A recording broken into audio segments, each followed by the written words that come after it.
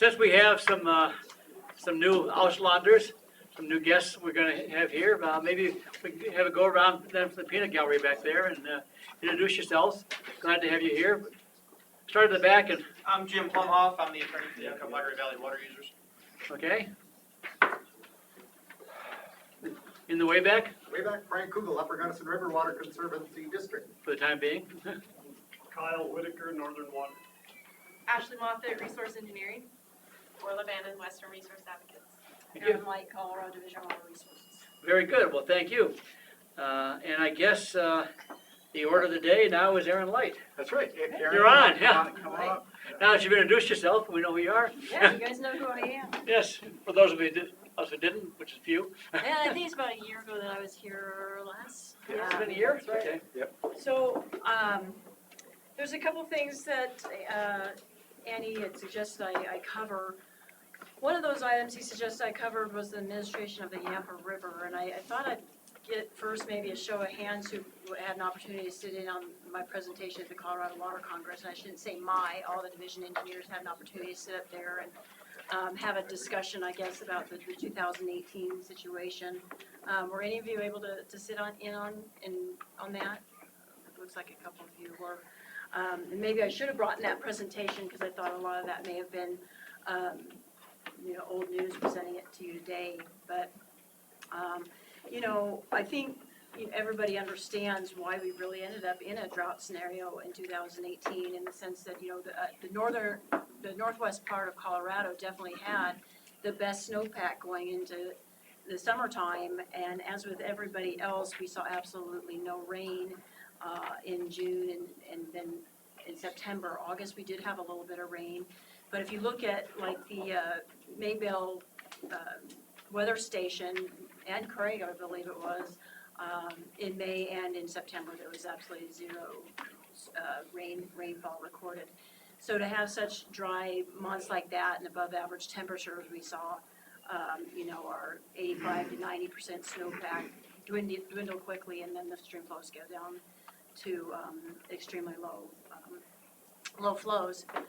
So, again, I think a lot of people were surprised that the first ever call occurred on the Yampa River, given that scenario that really we went into the season with not that bad a snowpack. I do think it was about 90% of the peak. So, really, the scenario was that we had a water user on the river down at Lily Park, which is about as low as you can go on the river before you enter Dinosaur National Monument, who has owned land on the river for many, many years and understood that in the summertime there was reservoir water in the river that could not be diverted, and that reservoir water is Ellicott Creek Reservoir water for the recovery program. And when he wanted to turn back on in August, it was late August, he contacted me and said, we're pushing up our dams, we're turning on our pumps, and we're probably going to dry out the river. But I don't know that I can do that because there's reservoir water in the river. So he was very aware of the situation and aware enough to contact me and say, can I do that? Can I turn on my pumps? And honestly, I told him to turn on the pumps because I didn't believe him. And went down there after he did contact me, after I told him to turn on his pumps, and sure enough, he had dried up the river there down in Lily Park. And that was actually if anybody was on our email list, I first sent out an email saying, hey, it looks imminent, we are going to be placing a call on the river. And it was a little premature because there had been a surge reservoir release from Stagecoach Reservoir for Tri-State, just to we wanted to see what that surge release was going to look like, timing, losses, and things like that. And I just was not seeing it move through the system, and sure enough, I think like the morning after I'd said we're going to place a call, that surge of water came through, and I was able to say, oh, okay, wait, false alarm, we don't have a call. But that was just a surge of water because they only ran 60 CFS out of Stagecoach. Doug might remember it was maybe 3, 4, 5 days, and then backed it off. So a few days later, early September now, same thing occurred where turning on their pumps and drying up the river. And they couldn't even run their pumps 24/7. They had to be surging them on and off because there just wasn't enough water in the river. And actually they did blow up one of their pumps. They burned up one of their pumps. So what was really weird though, on the day that I went down and looked at this scenario that I wasn't going to believe, he was drying up the river right below their gravel dam, but by the time he went about 5-6 miles downstream to the Deer Lodge Gauge, which now you're just in the Dinosaur National Monument before it goes into the river goes into the canyon, that's where the Deer Lodge Gauge is. There was probably about 20 to 25 CFS. And it was not coming from the Little Snake, because standing at the Lily Park pumps, you can look over the Little Snake coming in, and it was dry as a bone, complete sand. And the only thing we could figure is that water was just coming back up through all the sand, whether from Little Snake, Yampa River, or whatever. It was just starting to come up and show up the Deer Lodge Gauge. And you could see that as we went down the river, that water was starting to appear. So in some senses, it made it difficult, because the first thing people are gonna do probably is go online and look at the gauges and see what's going on. And they're gonna see the Deer Lodge gauge and say, what are you talking about? There's plenty of water there. And of course, there had to be some level of water there, because we were protecting water from, or trying to protect water from Elk Creek Reservoir. So anyway, I did end up deciding to place that call.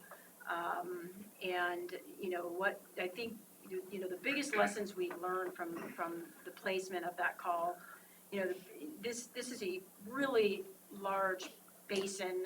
Obviously, they had never been under administration, but I think being the size of it, I didn't realize timing of things. How long it takes a drop of water from Stagecoach Reservoir to get all the way down to Lily Park. Or even if I curtail water above Stagecoach Reservoir, getting it all the way through the reservoir and down. And likewise, up East Williams Fork or Williams Fork to curtail water and trying to track it coming down. And the other thing you gotta take into consideration, you know, our calling priority was in the 1950s time range, was our swing right, or calling priority as we call it. And so there's a lot of senior water rights between that and the Lily Park rights, which the Lily Park rights are one of the original water rights in the basin. And so we had a lot of senior water rights still in priority. So as we're sending water down, you're expecting to see it. Well, we're not seeing it, because in priority, senior rights are taking that water. And probably the biggest place we saw that on was on Trout Creek, where we saw a lot of people gobbling up the water we had curtailed, and rightfully they had a right to do that. So, you know, definitely some lessons there on just getting water through the system, how long it took, how that water was going to be picked up, where it was going to be picked up. The other thing, you know, with basins that are they've been under administration for years, this sounds like a very odd statement to make, but the administration of augmentation plans for the very first time, augmentation plans that were decreed in the 1970s and never had been administered. And certainly the lessons we learned there is there's augmentation plans that were not operational. Some that had consumptive use credits only through August, and nothing in September, and the call was in September. And also, you know, some of these aug plans, you're like, oh, okay, who's my contact person for this? It's never been operated, the augmentation plan. They died 20 years ago, right? What's that? They died 20 years ago? They died 20 years ago, you just assume, okay, give me your records, what are you pumping, we're gonna assume there's no return flows, your diversions are your depletions, and that's what we're replacing. And a lot of those cases like that, I knew they had plenty of contract water. A lot of these folks have contract water out of Stagecoach Reservoir and plenty. So that was definitely a challenge, trying to figure out how much everybody needed to replace. And obviously, you know, very easy working with Upper Yampa and trying to get those numbers together and make a release. We were able to, and fortunately they were able to refine their outlet enough that we were able to just push through about 1 to 2 CFS to replace all depletions associated with all the aug plants that relied on the reservoir. I would really say, you know, those were probably the two biggest lessons we learned through this process. And undoubtedly, we made mistakes. There was some miscommunication with some water commissioners and so forth and so on. And definitely that was to be expected. But in the end, I felt like we were successful in doing the best job we could in operating and calling the Yampa River for the first time. And I think too, there's definitely a kudos to the few entities that knew that the call was coming and was prepared already up front to tell me exactly what replacement water they needed and how they were going to replace it. And two of those individuals that I'll mention was Catamount and the city of Steamboat Springs. They were so extremely helpful in having their aug plans ready to go. And just to call me up and give a spreadsheet and let me know exactly what their depletions were and how they replace that water. So as far also as, what was the general response from this call? I would tell you it was interesting because there was kind of an upper basin response and a lower basin response, and how people reacted to this call. Folks in the upper basin were again, very helpful, understanding the situation, and really felt, I heard from so many people, it was due time for administration on the Yampa River. Lower basin folks were upset about it, questioning my decision and questioning my ability to actually place a call and whether I have the legal authority to place the call. So it was interesting to work with those two very distinct responses to the call on the Yampa River. Coming out of all this, there's a couple things I want to mention. As you guys are fully aware, I'm sure, because Dawn and other staff members are involved, that during the times when we're releasing water from Elkhead Creek Reservoir, we have weekly calls with the recovery program. And last summer we had a lot of these calls just because it was such a dry year, and every Wednesday we were having these calls. One thing that came out of those calls was that we wanted to take a closer look at transit losses, and we, in the group, had decided to ask CRWCD, and I had offered one of my staff members to look at doing some modeling on transit losses. We have had an individual at CRWCD do a lot of work on some modeling to kind of put some meat behind the transit loss that's ultimately assessed on the Yampa River. And specifically releases from Elkhead, that's the area he had modeled, was releases from Elkhead. I'm hoping it's applicable for releases from Stagecoach as well.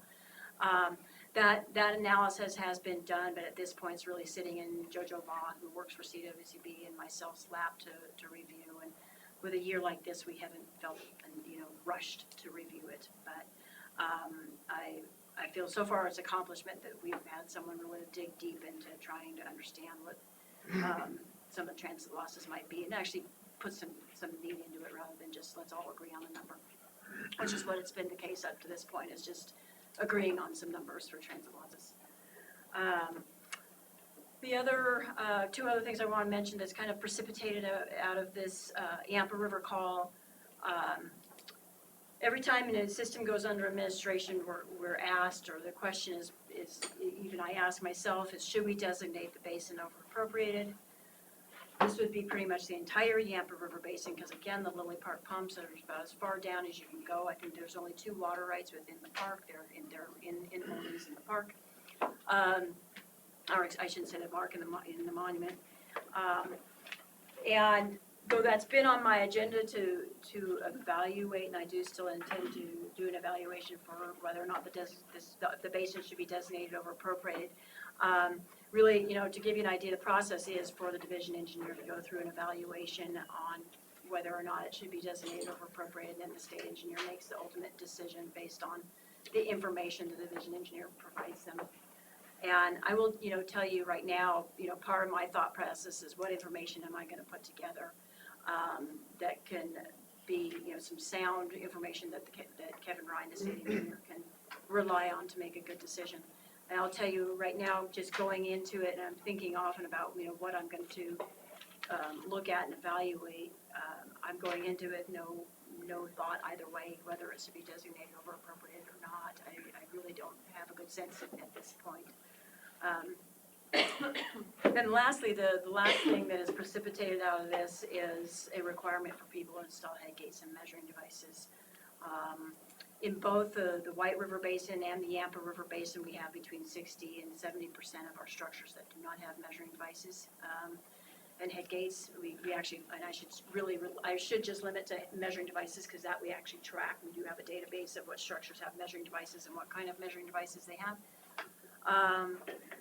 So anyhow, back in February or March, I don't remember exactly when it was, we sent out just a little postcard notice to everybody that our records showed they had a structure that was not equipped with a measuring device, telling them that they needed to install and their ditch needed to be equipped with head gates and measuring devices by July 31st. this year, so they'll be here in a couple weeks. And then if they did not comply with this, voluntary notice, if you will, that we'd start issuing orders. I will say that at a minimum, we've probably got 200 already, and this was about 600 notices that we sent out. We've already gotten, 200 plus phone calls from folks asking questions. A lot of the questions we get, I was really surprised, in-office staff, myself, and my technician in the office, the primary questions that he and I have been receiving are people not even knowing they have a water right, or what structure are you talking about? Surprisingly, that they didn't know, and some of these structures should be abandoned, but of course, as you guys know, in the abandonment 2020 abandonment pre-compact water rights are not included. So a lot of those folks that say, hey, I don't even know what you're talking about, I'm never gonna use that structure, that type of thing. I'm not requiring them to install a measuring device on something they never use, but I will follow up with a letter saying that if they ever do resurrect the ditch and the irrigated ground and so forth and so on, that they do have to have a gate measuring device. So anyway, as you can imagine, the water commissioners are busy right now going out and seeing what structures are getting up to snuff, having head gates put in and measuring devices. And I guess one other question, we've had another common question, people they want to comply, tell us what we need to install. And we have taken some old documents I had developed way back when Bob Plaska was there, and I was working under Bob Plaska, where I had put some functional standards together, if you will, on how to install a partial flume, how to size one, what size to put in the ditch. And we've put that into a little more formal functional standard. I've asked one of my staff members to do that. That includes not only partial flumes, but weirs and meters and things like that. So that's in a draft format right now, but very close to being finished. And I think that's going to be really helpful for folks as they're trying to understand, what their options are, and how to get a flume in their ditch and install it properly. The other thing that my staff is just really busy with right now too, going back to abandonment 2020, this is the summer to start doing all the investigations of the water rights that are on the list. We have developed very preliminary lists through a query. We use the same query throughout the entire state this year, and so definitely staff are out busy doing field inspections on all the water rights that are on that preliminary list. I hope I'm not taking too much time. You guys. No, this is good, Okay. it's good to hear, Okay, at good, least, 'cause at I least feel once like a I'm year rambling from our on. division engineers. Okay. Yeah, we Can I- appreciate this opportunity, yeah. Yeah, and Aaron, we've got, another 10 minutes that we've allotted to Okay. you, but, at some point, we'd love to see if there's a Get bit of a some dialogue as well. Absolutely, Yeah, absolutely, and honestly, I think there's only one thing I will mention when it comes back to staffing, and then I'll open it up to questions. Is, as everybody knows, division. Oh, wait, before I get to staffing, there's one other thing I want to say. Head gates and measuring devices, looking over at Alden. We have the same problem as I mentioned in the White River Basin, with, again, 60 to 70% of the ditches, pumps not having measuring devices or meters, a way to measure their water. A similar notice will be going out in the White River Basin. It's gonna maybe read a little bit differently, just because we haven't had administration in the White River, but, on the main stem. But similar notice is gonna go out, and, at this point, the only reason it's not gone out is the just amount of time it took to get addresses together and get those notices out, and then just taking all the phone calls that we've taken. And so I think, as staff time provides, we're gonna, get some good addresses for these folks, the water users in the White River Basin, and, start sending out those notices. So, the White River's gonna be in the same boat, but I feel very strongly that people need to measure their water, whether there's a call or not. And then lastly, just, finally, as I was starting my conversation here just a minute ago, was, we are a very small division as far as staffing. We're not small if you look at the number of ditches we have and the number of ditches that have to be visited by our water commissioners.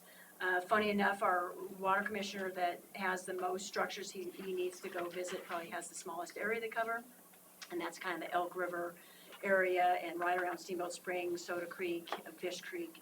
And that individual has over 600 active structures that he's got to go visit.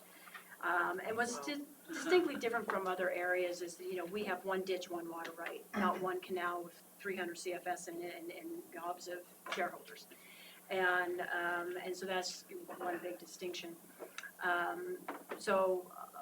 The least amount a water commissioner has is probably about 350 structures. So 350 to 600 structures each of our water commissioners has to go visit. We have 9 water commissioners total between the North Platte, the White, and of course the Green and the Yampa. And a lot of those are not full-time staff members. So I think water commissioner, anything, we really only have three full-time water commissioners. We have gone through a lot of transition. We had lost several water commissioners as well as the hydrographer and water resources engineer. We are fully staffed in our water commissioners now, and of course our duty now is getting these individuals trained, which is obviously a big time consumer. And I just offered the job, put the position to an individual for our hydrographer and water resources engineer yesterday. He's accepted the position. I'm really excited about that because we've had a very weak link in that position in the past, and it's an opportunity now to try to get a strong pillar in Division 6, which is so badly needed at this point. Very young gentleman, fresh out of college, but really excited to help this young man grow and succeed. So there you have it. I'm not going to cover those other couple of things. We'll just see if people have questions about Sure. stock and waste. Right, absolutely. Questions of Ms. Light? And come on. Come on, the lunch wasn't that heavy, was it? Wake up, guys. They planned on a later lunch. Yes, I'll kick us off here. We have a lot of meters that are not in place, and we see that. But the sentiment from the community and a lot of those folks is that it's your job to install them and pay for them, not theirs. Ongoing debate. But one of the other things that I keep hearing from them is the lack of knowing who your staff is and who these people are. And is there a way that we can actually get our commissioner at a community event or maybe even to start engaging the people or do a coffee shop or something like that? They don't know who they're talking to or what this individual, I know we've had some turnover over there as well, but there's some concern with that as well that folks have relayed back to me. Yeah. Is there something that we can do? Right, and you make a good point. I have two different water commissioner positions that have had a lot of turnover. I'm getting the same concerns and complaints. One is in the Walden area, and the other one is Rangeley. And it is the unfortunate outfall of having staff turnover, and I don't like it. Your water users don't like it. I'm hoping the way that I've now designed, repositioned, if you will, Water District 43, the entire White River, is going to be helpful because Shannon Lewis is the lead water commissioner, though her main area she covers is the upper part of the White River, and she lives in Meeker. She supervises that lower position that's now considered a deputy. And I know, having spoke to her just last week in detail about how things have been going, she's getting calls from people on the lower basin, part of the basin, and she's going down and meeting with them and meeting with Jeremy Olson, who's the new water commissioner. So I'm just so glad that people have a name that they can trust and go to, and even though she may not be their direct water commissioner, that Jeremy would cover that area, but they feel comfortable, they can call her, and she's there. There is a level of familiarity with her though, Yeah. because she's made herself very, very present at a couple events there, so. Yeah. Yeah. And I know Jeremy went to one that you recently held. Oh, it was the State of the River, but Yeah. if nobody knows who Jeremy is, then he's just another attendee of the meeting. I totally agree, and an idea would be coffee shop. We've tried that idea up in the upper part of the basin of the White. With some success, people maybe first want to go, but it's something we can definitely give a try, and I know Jeremy, the water commissioner, would be happy to start meeting people. Okay. I know that's one of his big summer activities right now is trying to get out and meet people. Because that I mean, a lot of the folks that I talk to, they know they get letters, and they know what they're required to do, but yet they don't ever see a commissioner. Yep. Yeah. I hear what you're saying, and I'm open to even more suggestions and further conversation about options. And maybe it is just us holding more workshops down there too, in the Rangeley area. Okay. And maybe even a workshop on these head gates and measuring devices. Okay. And we can answer that question of why is it their responsibility to pay for it, because obviously we all have our opinions. So, Other questions? Peter? Yeah. Oh. Okay, I'll defer it. Thanks, Aaron. I was just wondering if, on the transit loss issue, will you be involving, before you sort of come to any firm determination of how to assess the appropriate transit losses, particularly from LCAD and maybe from points higher as well? right. Will you be involving the water users? Because I think that really was kind of one of the key issues last year was, there were reservoir releases, so some water users saw water going by their head gates and were called out, couldn't divert that water, and they're sort of saying, well, how much of this is reservoir water and how much of this is natural flow that I ought to be able to take. And so that can have a pretty significant impact in those sorts of super dry conditions. Right. Well, my thought, right now, my plan is in reading this report that was produced by a staff member of CWCD is just make sure that all of his assumptions were correct. Because I know he's gone through it and made some changes to it, and found some information out from me that, his assumptions were inaccurate. So that's my first thing I want to do is make sure his assumptions are accurate in his report, his modeling that reflects those appropriate assumptions. Then, what I've been doing up to this point is totally transparent, and let's have a discussion with this LCAD group. Recovery program, Upper Yampa, Kevin McBride is always on those calls, sometimes Andy Rossi. So we have Upper Yampa Water Conservancy District represented, always somebody from the River District represented, CWC. So a lot of stakeholders represented. Mike Camplin is a water user, sometimes participates in these. So that's what I was really going to do is open the discussion up to that group, give them opportunity to read through the report, and then open it up for a discussion. Now, if you believe it needs to go further than that, we can do that. My concern, though, is when you do open it up to the water users, are they going to fully understand what's going into that report? Because it's an engineer's analysis and modeling of what they believe it should be. And I'm not going to say they don't have good opinions and thoughts, but it might be difficult for them to understand, too. Richard? On your abandonment 2020 preliminary list, what qualifies a water right to go onto that? If it's not been used in any part, in whole or in part, and the list goes down all the way down to 0.1 CFS out of 5 CFS water right that's not been used. That is the preliminary list, though, and we understand that our staff may only get so far down the list. So the goal is just to get as far down the list as we can.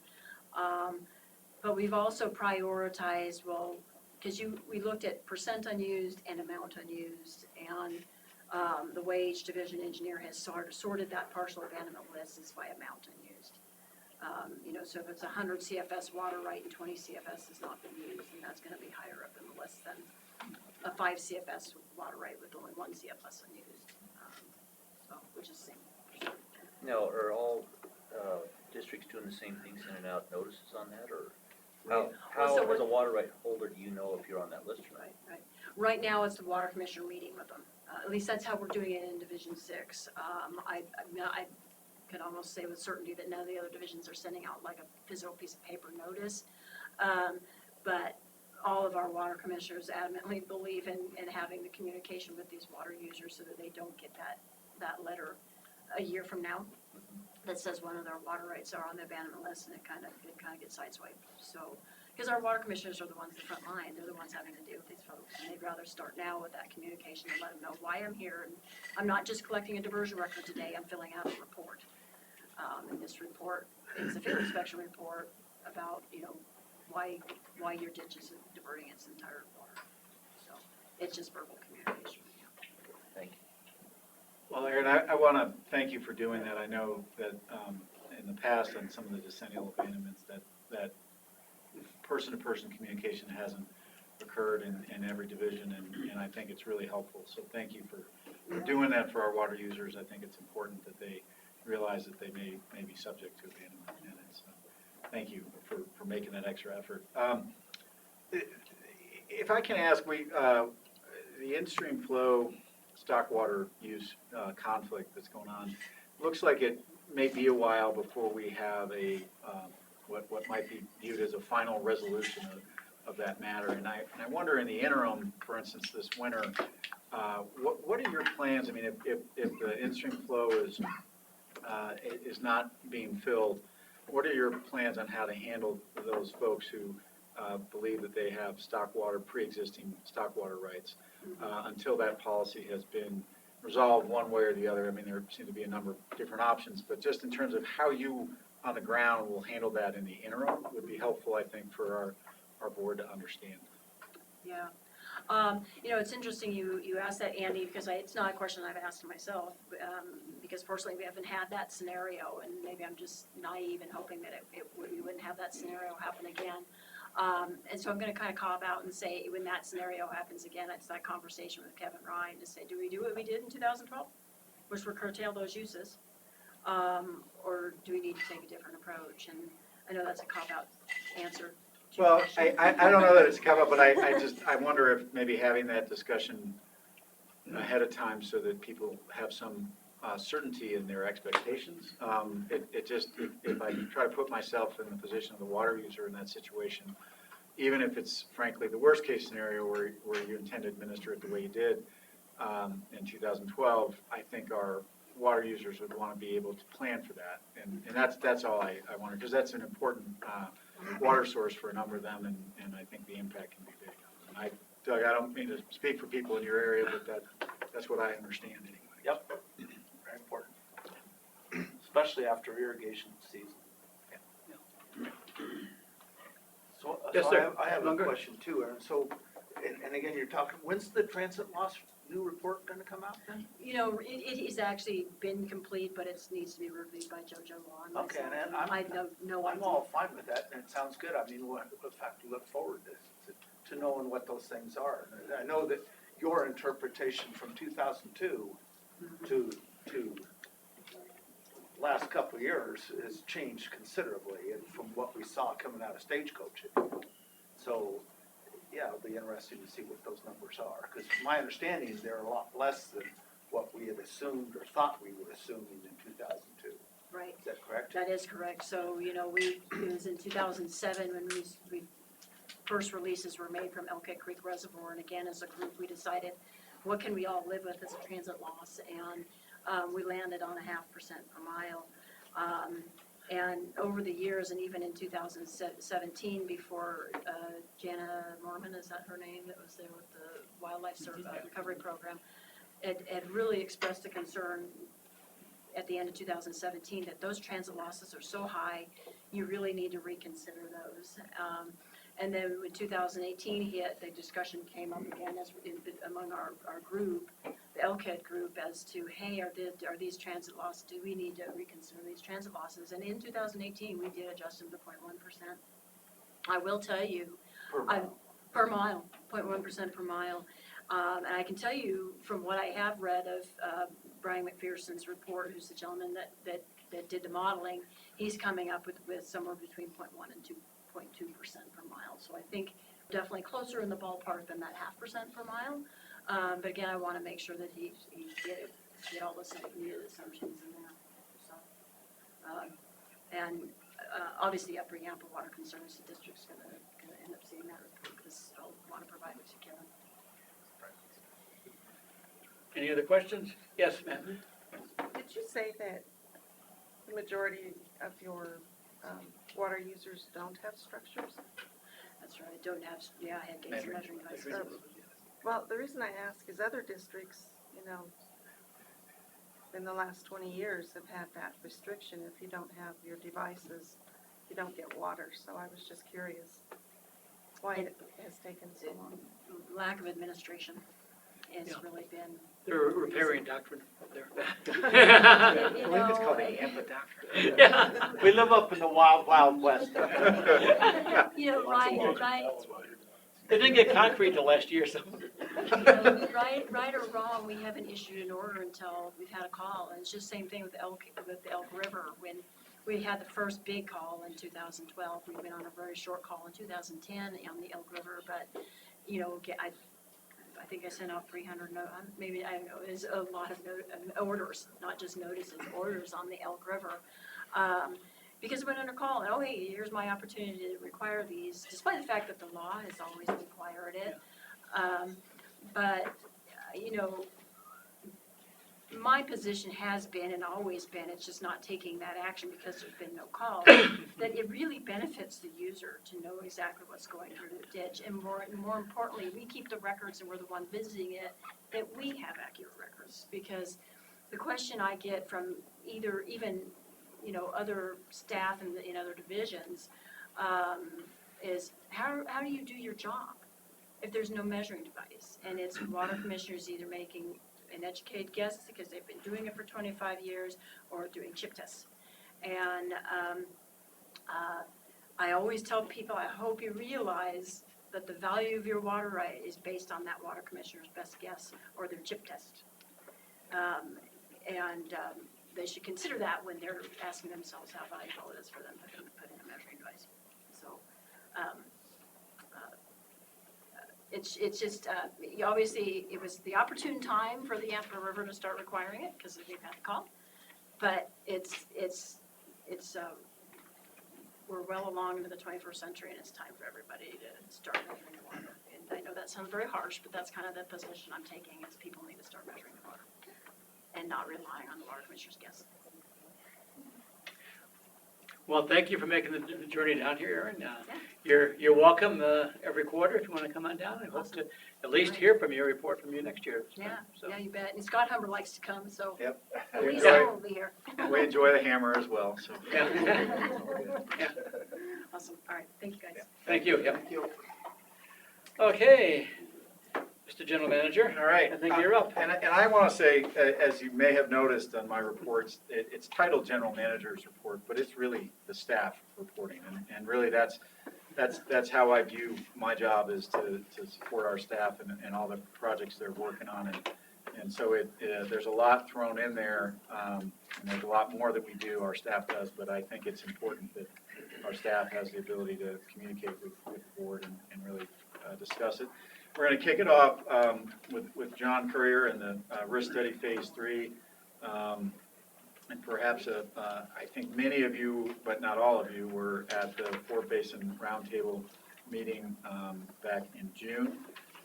But John's going to present and discuss the interim report on Phase 3 that was provided at that meeting, and then perhaps some additional information. So, John. Thank you, Andy. How many of you here were at the Fort Basin Roundtable meeting? How many weren't? So How many weren't here? I went there. So most of you have seen this presentation. Some of you have seen it more than once. So my goal is to go through the presentation that John Karen presented on June 20th, but go through it quickly because I know from personal experience I could turn this into a 2.5-hour event, and we don't really want to go there. So, we'll try to go through it quickly and get to the summary and really focus on the different types of, if you do different types of mandatory curtailment management amongst the basins, what does that look like? And so that's really where I want to focus predominantly. We will focus a little bit on the risk, the Powell risk as well up front. And this is John Karen's disclaimer, but it's our disclaimer as well. Don't represent any official position or any entity regarding factual or legal matters on the rivers. This is modeling. All models are wrong. Some models are useful. We're really hopeful that this is useful. Risk study phases 1 and 2, I don't think we need to spend time on phases 1 and 2. Phase 3 just builds on phases 1 and 2. And what are the primary drivers? You know, we really want to avoid compact deficit. I mean, that's got to be our goal. You know, historically, we were always looking at this based on maintaining elevations 35, 25 at POW, which is important in the interim guidelines, but we held it as kind of a proxy for power generation. I don't know that that's really a really good assumption or not. What are the drivers of risk at POW? You know, on the Big River, they of course are hydrology. That's the biggest and by far the biggest driver of risk. Consumptive use, how much we're consuming in the upper basin and how much they're consuming in the lower basin are drivers of risk. And then where you're starting from when you're looking at your modeling affects the risk. You know, for all this risk study modeling that we've done in phase 3, we've said, okay, here's the way the conditions looked in the big system as of January 1, 2018, and then we tack on other potential hydrologies beyond that. So we're saying, okay, if we start with the system less than half full, what does it look like if we have hydrology like we've seen in the past? Simply Lake Powell storage, since it started to fill in 1963 through the present, fill cycle, drop cycle in the 90s, filled again in the late 90s, and then we're into the period we're in now.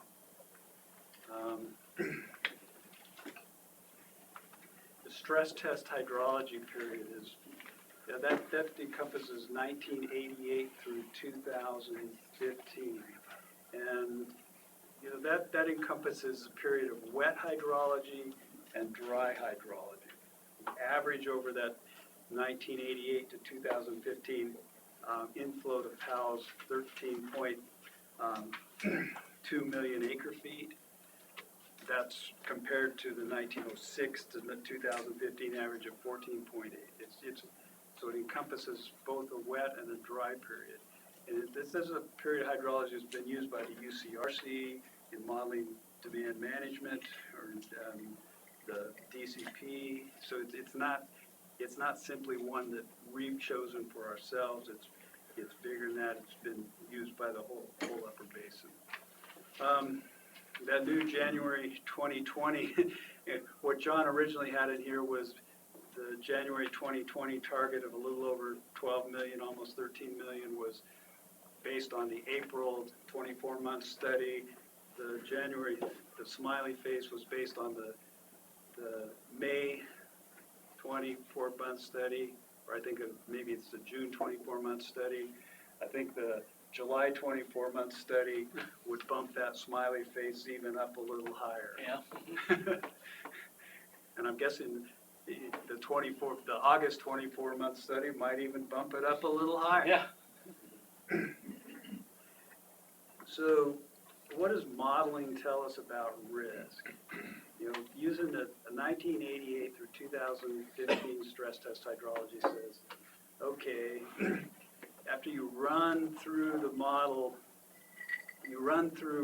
well, first the way the incremental sequential methodology of modeling this looks is you say, okay, we're going to tack on, we're just going to assume the next years are like 88 through 2015. We're going to run the model once, just saying we're going to take 88 through 2015 and model it onto the existing situation. Then we're going to run it again. We're going to start, instead of starting at 88, we're going to start at 89 and run it through 2015, tack 88 onto the tail end. Then we're going to run it again and start with 1990 and then run through 2015 and tack 88 and 89 onto the end. So you can run it 28 times. You just, like a caterpillar track. And so you end up with 28 model runs And then they've said, okay, of the first 25 years in each of those model runs, 11 of those 28 runs suggest that sometime in this period, we're gonna get below elevation 35-25. So I don't like to actually put the percentage on there. It's just like, hey, because I think it could be misleading. It's just like 11 of these 28-year periods in the future, 11 of those runs suggested that sometime in that run, one of the 25 years they looked at in that run, you got below 35-25. For a part of a year. Well, Maybe for more. for part of the year. Maybe it was even only a month in one of those years. Okay, number two, the likelihood of the 10-year running average dropping below 82.5 is 13 out of the 28 traces. So roughly almost half of the traces said, hey, we dropped below 82.5. But I want to point out, this is not a function strictly of hydrology. This is a function of the way the interim guidelines are written as well. Because in the modeling, we assume that the lower basin shortage criteria that's outlined in the drought contingency plan approved this spring are in place. And we're assuming that upper basin reservoir reoperations are in place, that we can move 2 million acre feet from upper basin CRSP storage to PAL to maintain power generation. But every other aspect of the interim guidelines is in place the way they were set in place in 2007. So by having the lower basin increase shortage criteria, it flips the ratio of 9 million acre foot release years to 7.48 million acre foot release years. And so while we've seen the last number of years at 9 million acre feet by virtue of the way the guidelines are set up and our hydrology has been, if you run through all these, the hydrology again with the additional shortage criteria in the lower basin, the lower basin needs shored up a little bit more, and instead of releasing 9 million acre feet, we end up with more years of releasing 7.48, and therefore we end up with higher probabilities of dropping below 82.5 over 10. It doesn't mean that the physical ability to deliver it isn't there. It just means that it's a function of the rules. So that number 2 is not strictly just hydrology, it's hydrology and rules.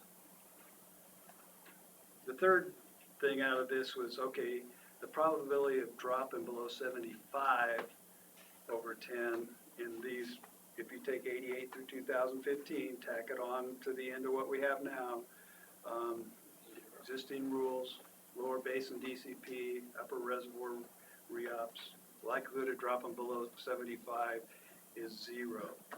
Okay, could you run other scenarios that are worse, that show we drop below 75 over 10? Yeah, of course. I will also say that as I'll add this on, if, and this is John geeking out after hours, if you add 88 through 2015 on to 88 through 2019, you would end up with a 60-year period of record that's going to average about 13.2 million acre feet a year over those 60 years. If you look at the paleo record going back 1,250 years, that would mean that this 60-year period would be the driest 60-year period in 1,250 years. Okay, is that probable? Is it possible? Yeah, it's absolutely possible. Is it probable? That's a question that we really don't know the answer to. But we're really talking about, with the stress test hydrology, we're looking at truly some, significantly bad conditions. Okay, preemptive water management options, we know what these are. The DCP has 3 components, okay. Our cloud seeding and reatify control is just sort of in the baseline. Drought operations and crisp operations, reservoir re-ops, moving up to 2 million acre feet from upper basin storage to PAL to predominantly to maintain power generation, but secondarily it ensures compact compliance. We've explored that in phases 1 and 2. Then third is this, demand management and how demand management would look. In the past, we've looked at demand management differently than the drought contingency plan was ultimately designed. I mean, we looked at demand management in phases 1 and 2 as saying, hey, if we had 1 million acre feet of a demand management pool and injected it into the system into PAL to maintain 35-25, what does that do to risk? We need to look at that a little differently under the drought contingency plan. We'll follow up on that at the tail end of this.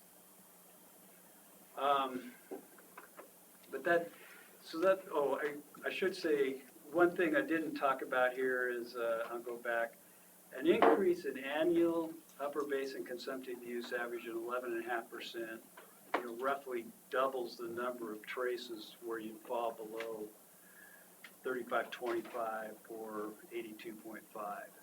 And one of the things that we did in phase 3, but we didn't focus on at the June Core Basin Roundtable meeting was what are the bookends of risk? We ran the model this time saying, okay, what's the risk at PAL if the current demand just stays steady? And it's been pretty steady in the upper basin for the last 20 years.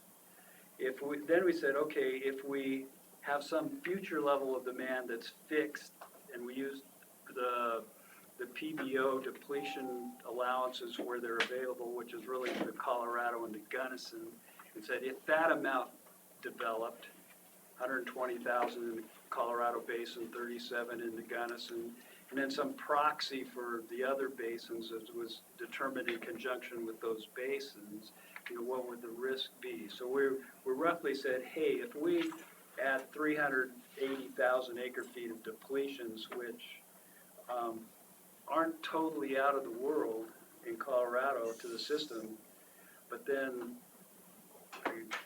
what would our risk be? But it's not fair just to keep adding depletions in Colorado, so we add the same percentage of depletions to the rest of the upper basin. You say, okay, that's roughly 500,000 acre feet of new depletions. What does the risk look like?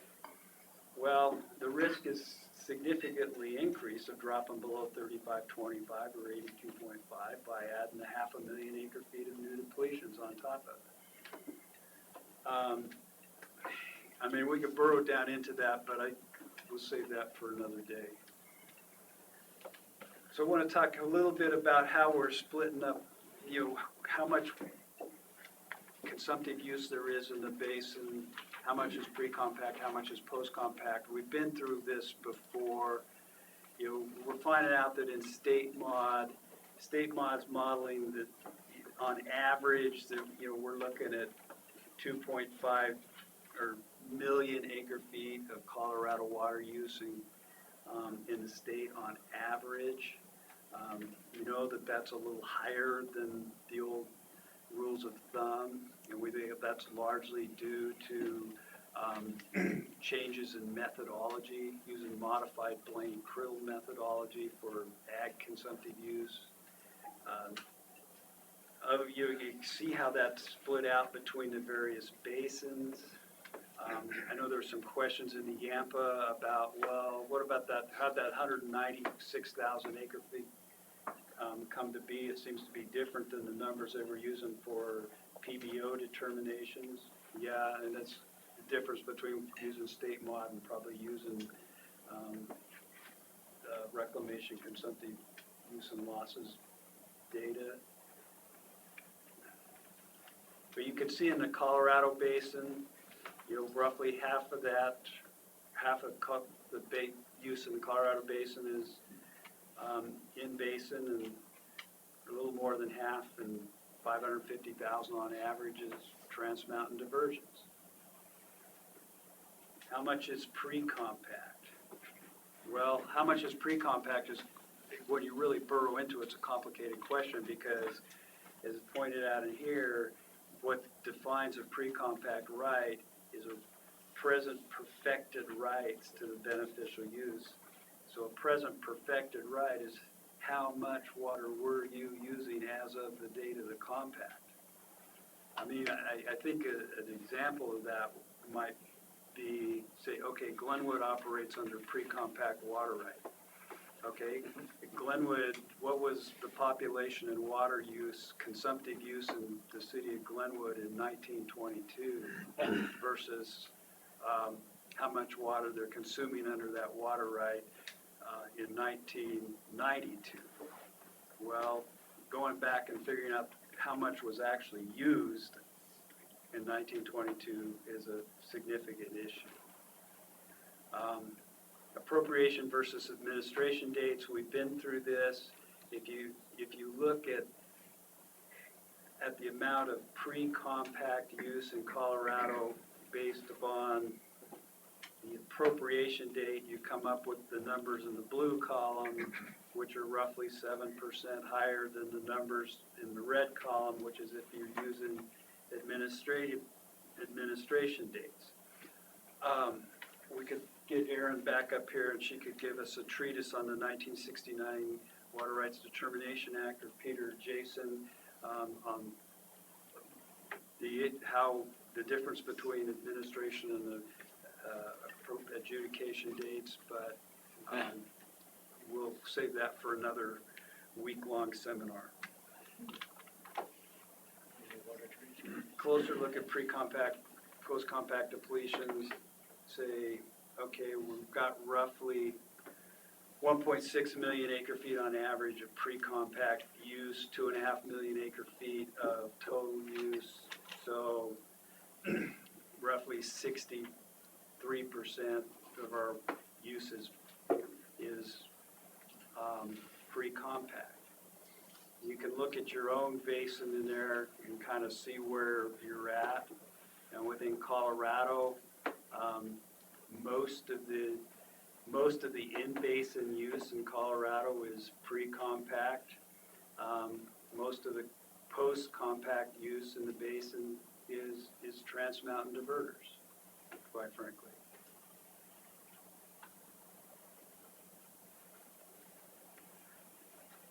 Okay, who's impacted by curtailment of all post-compact rights? Well, you can kind of see where you fall out out of 900,000 acre feet of post-compact right. Well, Colorado Basin has 2/3 of that, predominantly because of 500,000 acre feet of trans-mountain diversion. But this kind of gets us into is a segue into various ways of administering a curtailment. Okay, for example, in the Yampa, if you curtail all post-compact rights, you're on average maybe getting 58,000 acre feet of water. But now under various curtailment scenarios, you might look and say, okay, what does it come up with? So you say, if we don't curtail everything, but we curtail 1, 2, or 300,000 acre feet, and just basin-wide run on administrative number, where do you curtail it down to get 100,000 acre feet? Okay, on average, you're going to get 100,000 acre feet by curtailing back to 1957. Basically, everything junior to and including the Fry Arc project get called out to get 100,000 acre feet. So Wolford Mountain Reservoir gets called out, Fry Arc system gets called out, and anybody else junior to that. You get 300,000 acre feet, you're down to 1940. So now you've included Denver's Blue River collection system into that, as well as a bunch of other small water. To get 600,000 acre feet, you're down to the CBT project. So you're down into Green Mountain Reservoir as well. And it's interesting that in these model runs, the big Trans Mountain diverters often become the swing right in your model run. So if you to get the amount, you're just bouncing around within those various projects. But remember these dates, 57, 40, and 35, because then they get important to say, okay, if we curtail on a different methodology, what would it look like? And I'm not gonna focus on this slide because I'm gonna get to it later. This slide basically graphically depicts the previous slide, showing what each basin would contribute just on this curtailing by administrative number over all of the basins. You can see you don't get a whole bunch more out of the Yampa by going from 300,000 acre foot curtailment to 600,000 acre foot curtailment. We don't have any of that measured though. But you don't have any of that. But you don't have any of that measured, so there's no way you can contribute. But then you can see in the Colorado, the dim columns are the split in the Colorado basin between the in-basin uses and the TMDs. The TMDs are going to contribute the most because they're depleting the most compact use. Then you can see in the Southwest, Southwest basin's pretty much dinged by a big curtailment. But if we, But now if we said, okay, instead of doing this just by straight administration across a basin, let's say we base it pro rata based upon each sub-basin's percentage of post-compact use relative to the whole. So, which really looks quite a bit different. And then we can do the same kind of pro rata distribution to the TMDs as well. And then it starts to look a little bit different. And I'm going to go right past this slide because it's summarized in it's summarized in some tables or some graphics at the end of this. But here you say, okay, to get 300,000 acre feet, the Yampa portion would be 18,000 acre feet, and it would require calling out water rights junior to 1962. Remember that if you're doing straight administration, to get 300,000 acre feet, you'd call out down to 1940. So the effect is if you're doing this pro rata methodology, you're calling out fewer water rights in the Yampa. The contrast is that, okay, you'd be calling out more water rights in the Southwest. So it's a little give and take between basins. And so, we were looking at,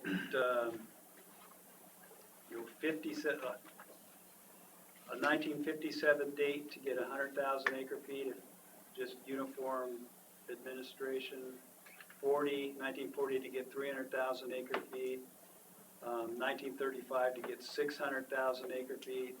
So you can look at your own basin and say, okay, if we did it on this pro rata methodology, where would the call fall?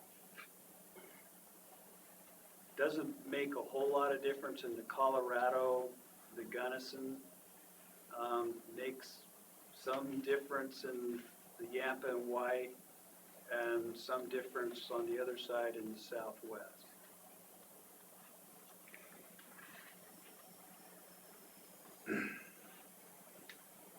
You know, the same can be done for the Trans Mountain diverters. If you just said, okay, we're targeting 100,000 and Colorado Basin shares 67% of it. You know, we were at July 57, you'd only have to, if you were doing a pro rata between the TMDs and the in-basin uses, you'd only call out the in-basin uses in Colorado to 81. Hey, Wolford just stayed in priority. No, 87, right? Sorry, we're still out of priority. Darn. For the TMDs, it'd still be at those same years. 57, well, no, it drops to 35 from 40, you get the 300,000 level. But it has some significant difference here in the Colorado Basin. And I think this is really kind of where you can kind of really see this better. On the far right side of this, it said, hey, if we're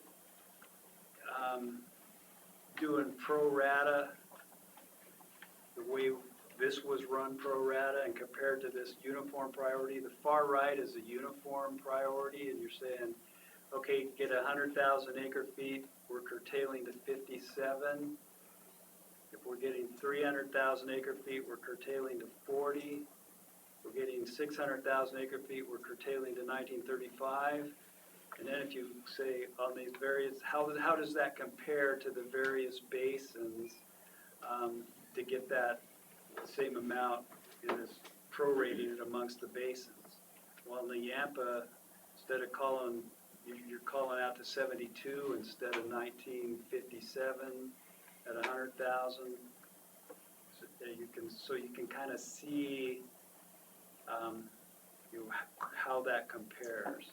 And this is, I think, if you want to burrow into this a little more, I think this would be where you would want to go look, because you can kind of see the differences in the administrative scenarios right here on this slide. I mean, if you would get the Southwest, okay, instead of being called out to get 100,000 acre feet, instead of being straight priority, instead of going to 1957, they're immediately back to 1940. So this particular method of prorating kind of advantages the Yampa White, disadvantages Southwest. These are the kind of things that if you got into a curtailment scenario, these would be significant issues in UN rulemaking. Comparison of statewide to subbasin, you want a subbasin, I think we just talked about it on a subbasin. This is really just unpacking this slide. You get 100,000 acre feet if you do it statewide. A whole bunch more is coming out of the Yampa than is if you do it on a pro rata basis. On the other hand, if you look at the Southwest on statewide, a whole bunch is more if you're coming out of the Southwest on a pro rata basis. You know, and the Colorado, well, if you're doing a pro rata, more is probably coming out of the TMDs than if you're just doing it on a statewide. Shifting some of the burden off of the Yampa onto the TMDs, in essence, or the other basins. Just picking on the Yampa.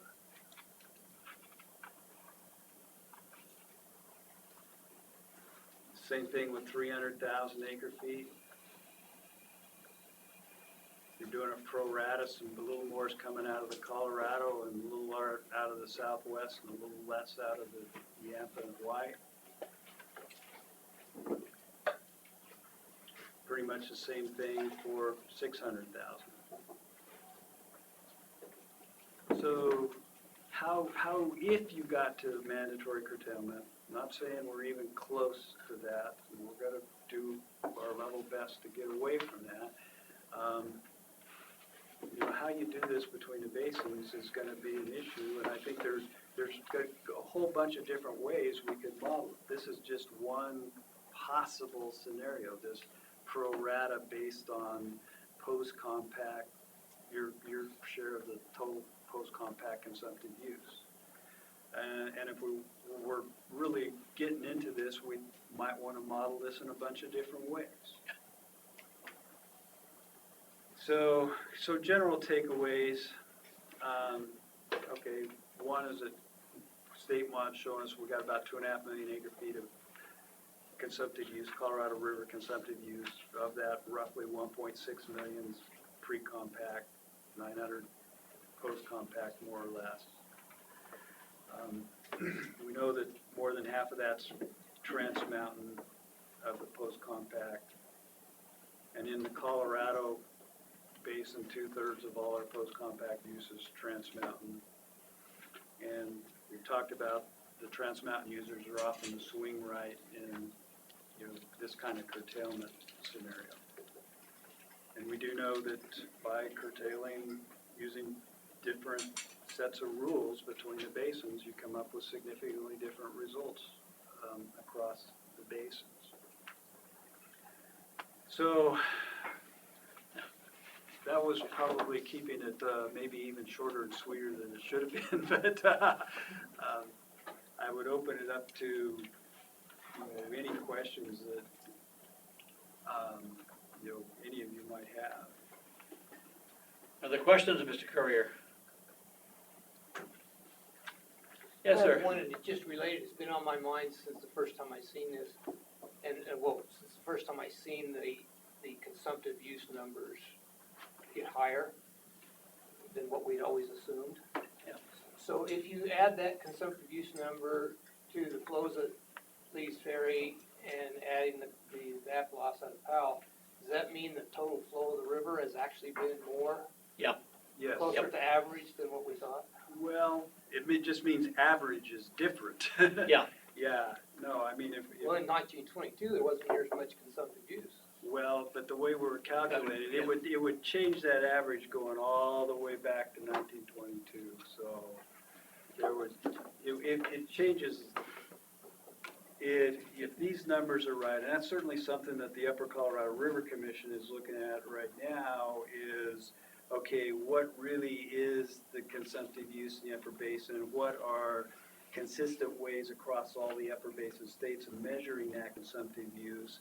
And, they're coming up with numbers that are more in line with these numbers.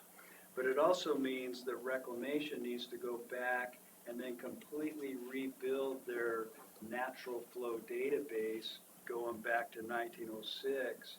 And it means that all of the flows that the reclamation is calculated for the river are just shifted up ever so slightly. But by how much? I mean, John? Well, About 10 and 15%.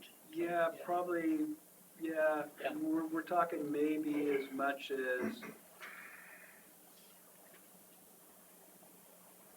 yeah, 500,000 acre feet a year potentially. So it's a significant number.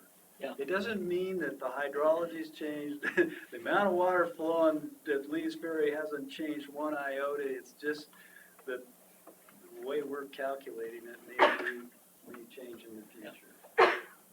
Yes, sir. So how can you say that the amount of water at Lee's Ferry is not changing? They've got a gauge on, they know how much more. Well, we know exactly how much water is going out of Powell at Lee Ferry.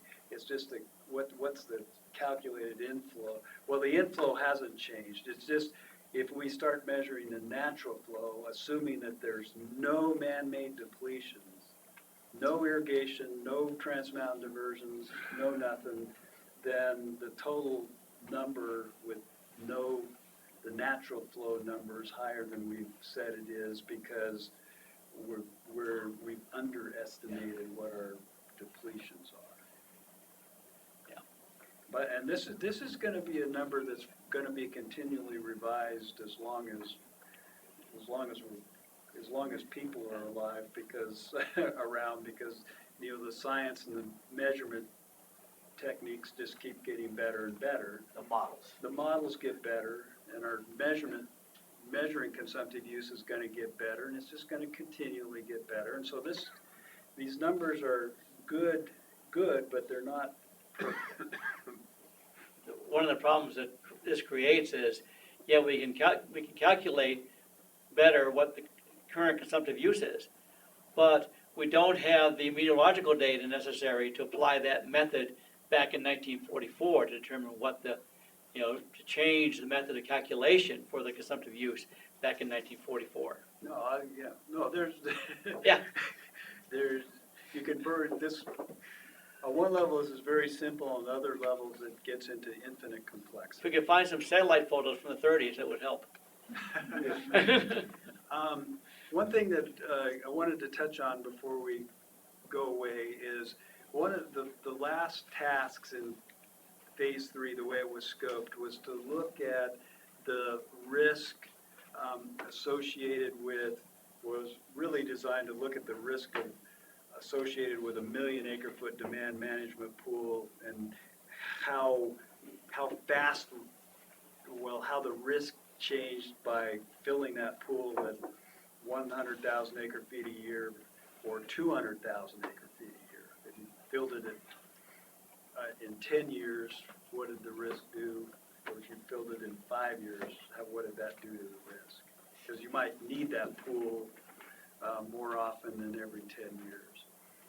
But the way the drought contingency plan came out, where you have a 500,000 acre foot pool in, we'll just call it PAL, that's filled with demand management water and is to only be used for compact compliance purposes, kind of changed that calculus. So between what was scoped and where we're at under the DCP, I think the rules of the game changed a bit.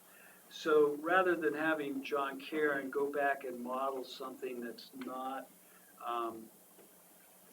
a reasonable construct given the way the DCP came out, we want John to go back and look at the risk associated with some other scenarios. So if you have the lower basin DCP in plan, upper basin reservoir reoperations in place, then what's the, without trying to make up our own interim guideline rules, which were sure to be wrong, or something else, we'll just say, okay, what is the risk of going below 3525, and what are the volumes that might be required to stay below or above 3525? Or what are the volumes that might be required to stay above 3490, which minimum power, or what are the volumes required to stay above 82.5, and then come back with that. But that takes significant more modeling to do that. And so I think the way we've teed it up, and I think Andy's going to get in this, but asking John to, rather than finishing up phase 3 with that, kind of doing that under a new task for John, and then bringing that back to you. John Karen as John opposed to John Karen, John yes. Career, yeah. That John Karen, not John Courier. He's not speaking in the third person. Could you go back to one of the very first slides that shows the percentage, 11 out of 28, runs, and 13 out of 28 runs at risk of falling below certain levels? Well, I was going there, but yes. Yeah. Okay, so that's modeling with none of the re-ops in place, or with? No, that's modeling with the lower basin drought contingency plan in place and upper basin reservoir re-ops in place. Okay, that's what I thought. It does not include demand management. So what would be so hard to have 500,000 acre foot pool in PAL and say, if that was in place, why would that be hard to model? Well, In addition to? no, we could model that. I'm not sure how instructive that would be, Director Gray, just to model that. I mean, we could add that.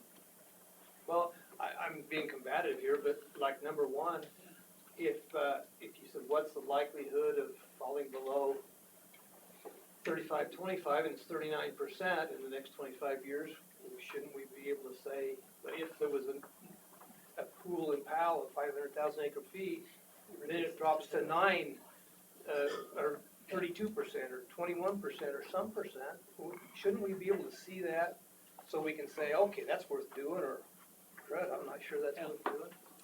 But you, Irrelevant of where it came from. yeah, Yeah, I don't care where it came from, just a 500,000. So, let me make sure I understand what you're trying to say, is you said, okay, if we had a 500,000 acre foot pillow sitting on top of here, does that reduce the number of traces where we got below 35, Yeah. 25, down to Some other five, number, yeah. 5 of those traces? Or what? Yeah, we could do that.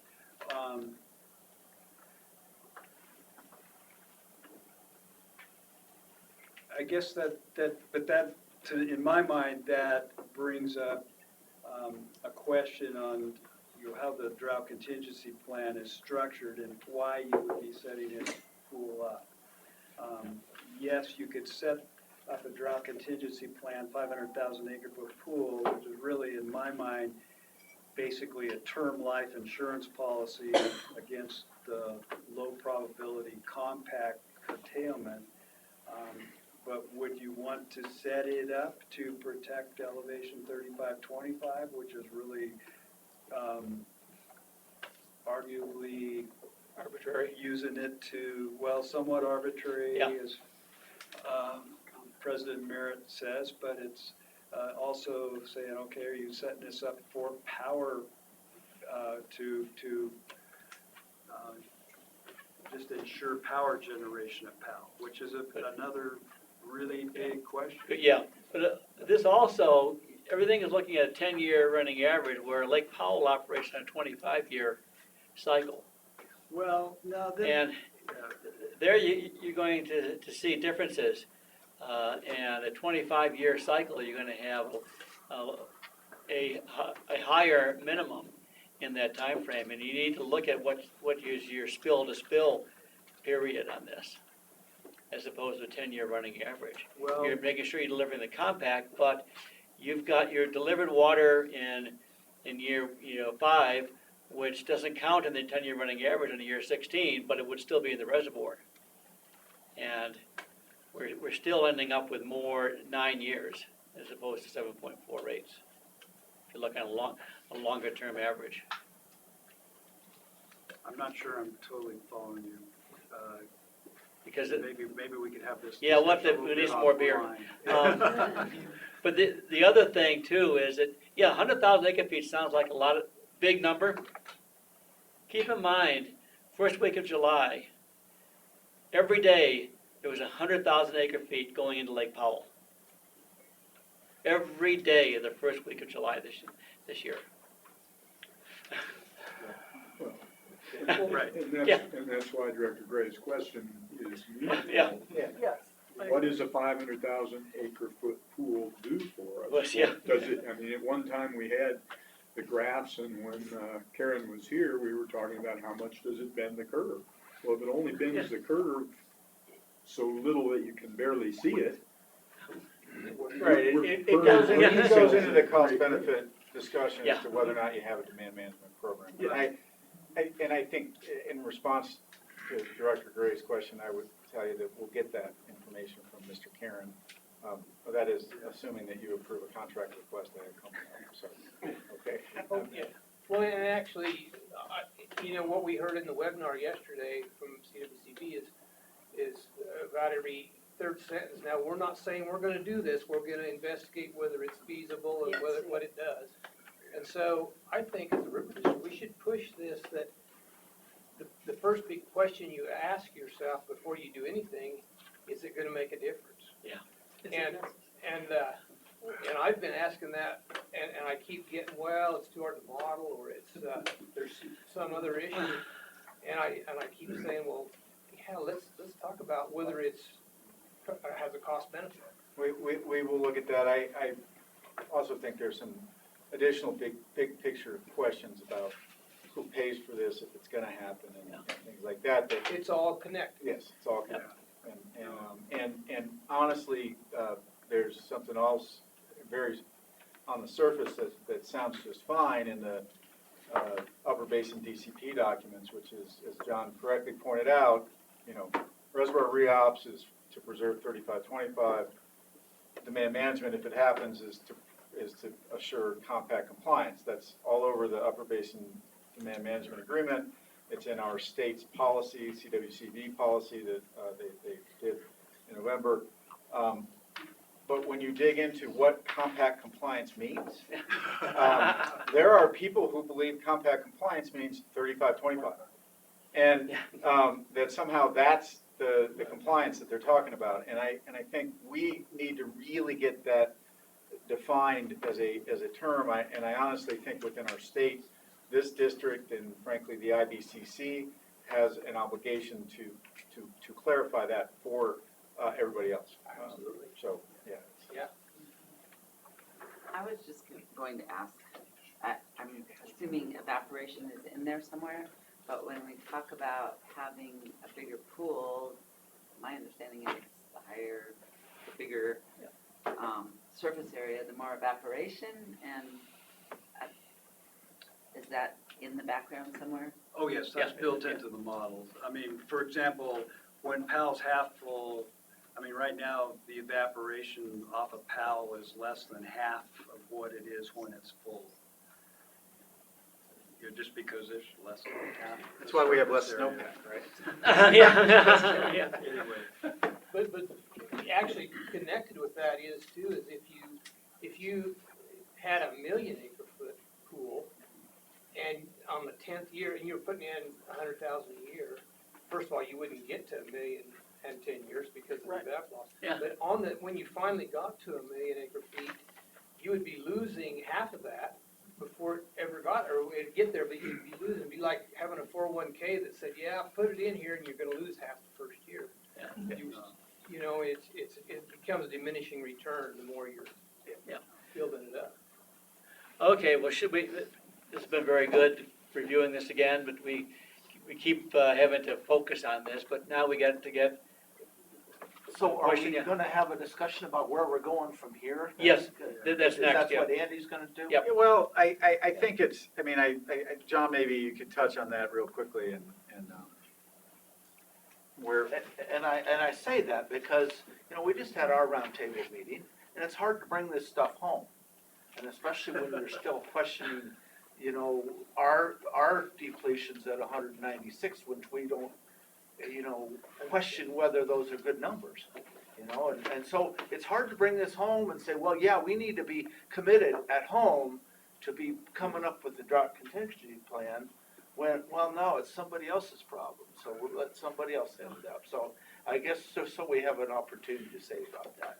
okay, well, there's a couple things that are going on in the near future, and one of them is directly related to the veracity of the numbers.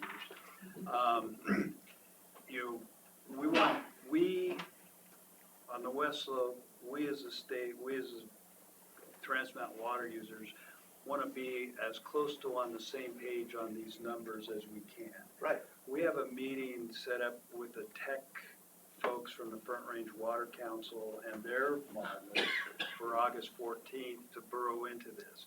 In fact, we have provided the Front Range Water Councilors, modelers, all the baseline information we've used in state mod. So, and they're trying to see if they come up with the same thing or not. And we're gonna talk about that on August 14th. So verifying the numbers, being on the same page with the state, the CRWCD, and others is going to be really important. Am I absolutely convinced these numbers are right? No, I'm not absolutely convinced that these numbers are right. Are they probably pretty close? Yeah, they're probably pretty close. But all models are wrong, some models are useful. Mr. Trampy's next, and then Mr. Elf. Just an observation of that, I think I'm right. When you look at, like the Gunnison, for instance, and they have 6% of the of the depletions is all that contributed. You need to think about where that 6% is coming from. It's probably coming from the upper basin where all the junior water rights are compared to the Uncompahgre area.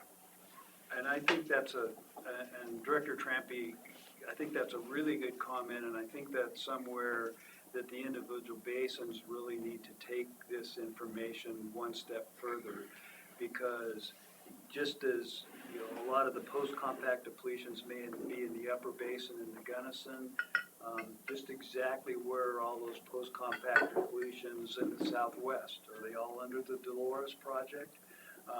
You know, those guys under the Dolores project and other users in the southwest want to know those same kind of, have exactly those same kind of questions. But the impact upon the economies of the communities that are surrounding those areas will be very different than in the Uncompahgre if it's an administered curtailment. And how we go there and who does that, I think are questions that, you know, we still need to grapple with a bit. Mr. Elvey? Yeah, so regarding the veracity of the numbers or how much confidence we put in them, I'm still concerned as I was when you first brought this to our attention that we've shifted the amount of consumptive use heavily to pre-compact water rights in this model. Shifted them over what had been our understanding of how the consumptive uses were spread out. And I think there's some serious implications of that we haven't really drilled down into and thought about. And in a manner, and one of the consequences is it's in a manner devalued those post-compact water rights because they're not carrying any consumptive use now, at least in this model. And that's going to have an implication when those rights are called out that I don't understand how you're going to account for. But it's certainly true that without those post-compact rights, even though you can say on paper our pre-compact rights are enough to produce this crop, that's not going to happen. Those water rights are a vital part of how things actually work. Well, and I think that's a question that's going to be, you know, needs to be answered, and I think the truth is maybe somewhere in the middle. I don't know, Director Alvey, for sure, but I am confident, you know, the part of this is based upon methodology of measurement. But then part of it is that, yeah, if you didn't have any post-compact rights, you probably you'd be irrigating a few hours longer a day, and you might be running. Worse than Not that. going to be irrigated. I mean, I think on mini ditch systems, what looks good in a model, and John, I mean, I know you know this as well as our gentleman here from the Gunnison Basin, but what looks good on a model, just because you say it's going to be more efficient, doesn't mean the ditch system becomes more efficient overnight, you know, and so I think that's the concern that I hear from both Director Alvey and Trampy is that it means that it may cause many of our producers to throw up their hands and not be able to produce viable crops and on parts of their fields and their operations. And so that's really, and so assuming that efficiency happens overnight because Hydros' model shows it, is a little frightening to those who have to actually apply it. Well, yeah. Although as a practical matter, it may not make any difference. If while your post-compact rights are curtailed, you're down to what you had pre-compact anyway, and you're going to have what you're going to have as a practical matter. But quantifying how much there is. Mr. Catlin, and then we'll move on to the next item. What we're talking about here is very true in the Southwest. Because they're about 50-50 on seniors and juniors. Yeah. If they lose those juniors, believe me, it's dry. Yep.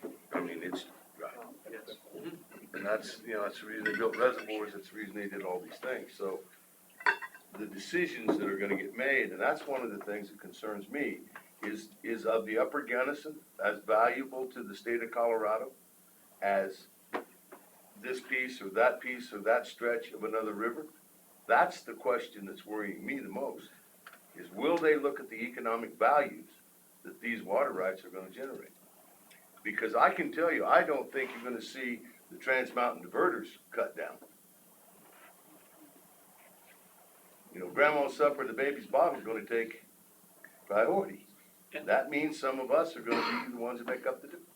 Because we're not talking about them shutting that down.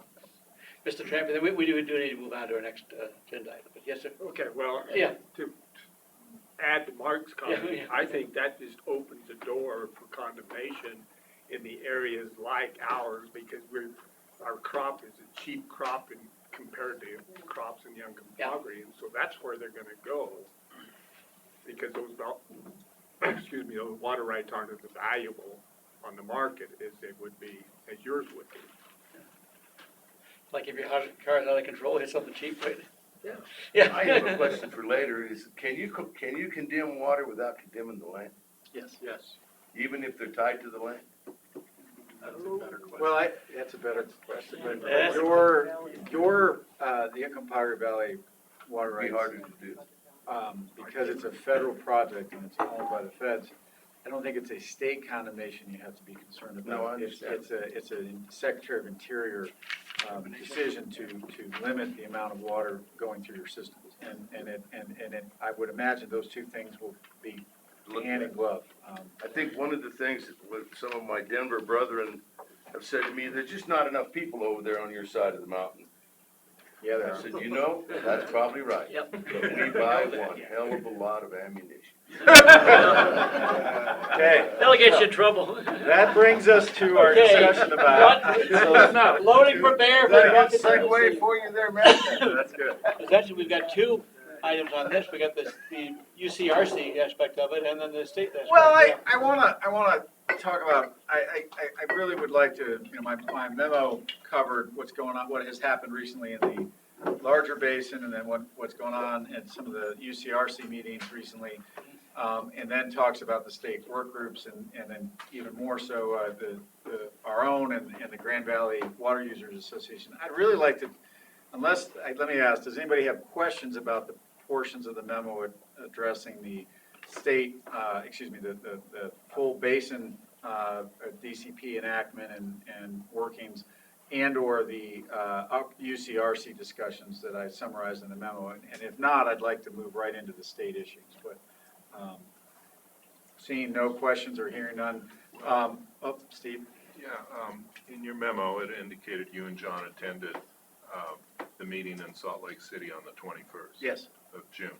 And what was your takeaway on that? What are you sensing from the other three upper basin states? I think that, well, it's hard to say that there about 50% of the audience at the UCRC June 21st meeting were actually NGOs. So the other 50% were made up, probably 2/3 of that were state officials. And then there were a couple of water users actually in the room after you weed through all of that. And so in terms of sensing what's going on, I would say that our state has had a lot more discussions and has a lot more structured discussions going on about demand management than some of the other states. I think that there are issues in Utah that are very similar to the issues that we face between their kind of the Central Utah project, which is a large urban trans-basin diversion, and some of their agricultural community concerns. But the state officials who were present were directed by the state DNR office to listen and not speak at the meeting, and they were not allowed to share their perspectives on anything. So the state of Wyoming has a variety of opinions, some represented by Senator Hicks, who thinks that perhaps we ought to look at some upper basin interstate marketing of DCP water, of demand management water, whereas their state officials aren't really entertaining that concept and don't think it's a good idea. So It really was a wide variety of opinions, very similar to our state, but perhaps just not as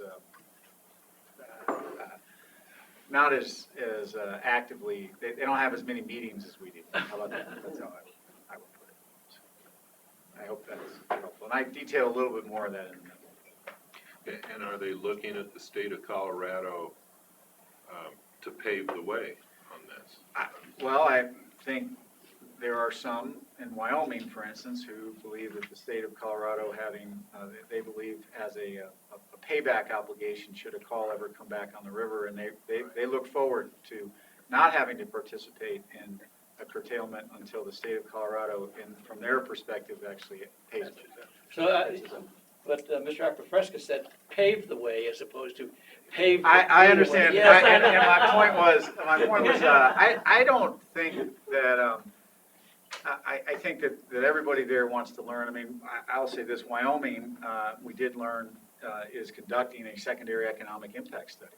They have folks out of the University of Wyoming doing this very similar work to what our water bank work group is. And Sonia and I need to catch up with the professor who's running that. I have her card. She was not available until, I believe, next week. She had a very busy schedule. But we want to really touch base with them and try to make sure we're not doing the same exact work, and maybe we can work closely with them on some of these issues. So I don't know that the other states have the same opinion about the state of Colorado as we might. In other words, that we're leading this whole discussion. I think they just think that sometimes we talk too much and we send too many people to their meetings.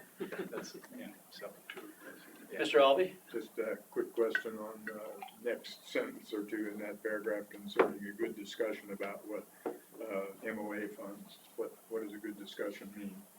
Is there some agreement potentially, or extending that program? There's a significant hope that program will be continued. And it has some issues that have really been identified with the cost overruns and others that I think folks want to address in a continuing or amended or I would call it an amended MOA. So, yeah. We can talk later about that.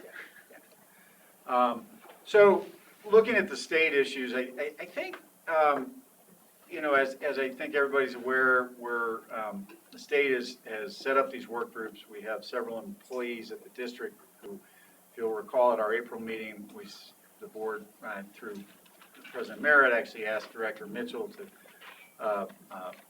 honor our request to have each of us put a staff member on every committee. We have them on most of the committees. This may fall under be careful what you ask for, because what came out is, I think everybody's aware, initially from the CRWCD, they sent out to work group members a 6-page non-disclosure agreement that they wanted everybody to consider signing. And our district and others pushed back out of great concern as to whether or not that's an appropriate way to conduct what we view as a public policy discussion on demand management.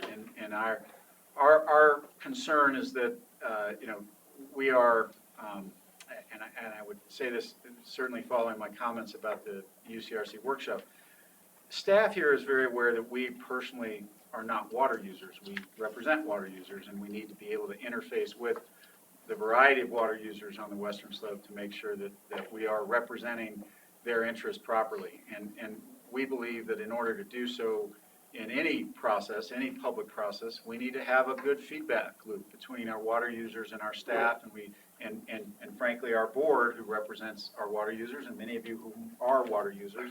We need to be able to get that exchange of ideas so that we're accurately participating in public policy discussions in a way that actually represents the interests of our water users.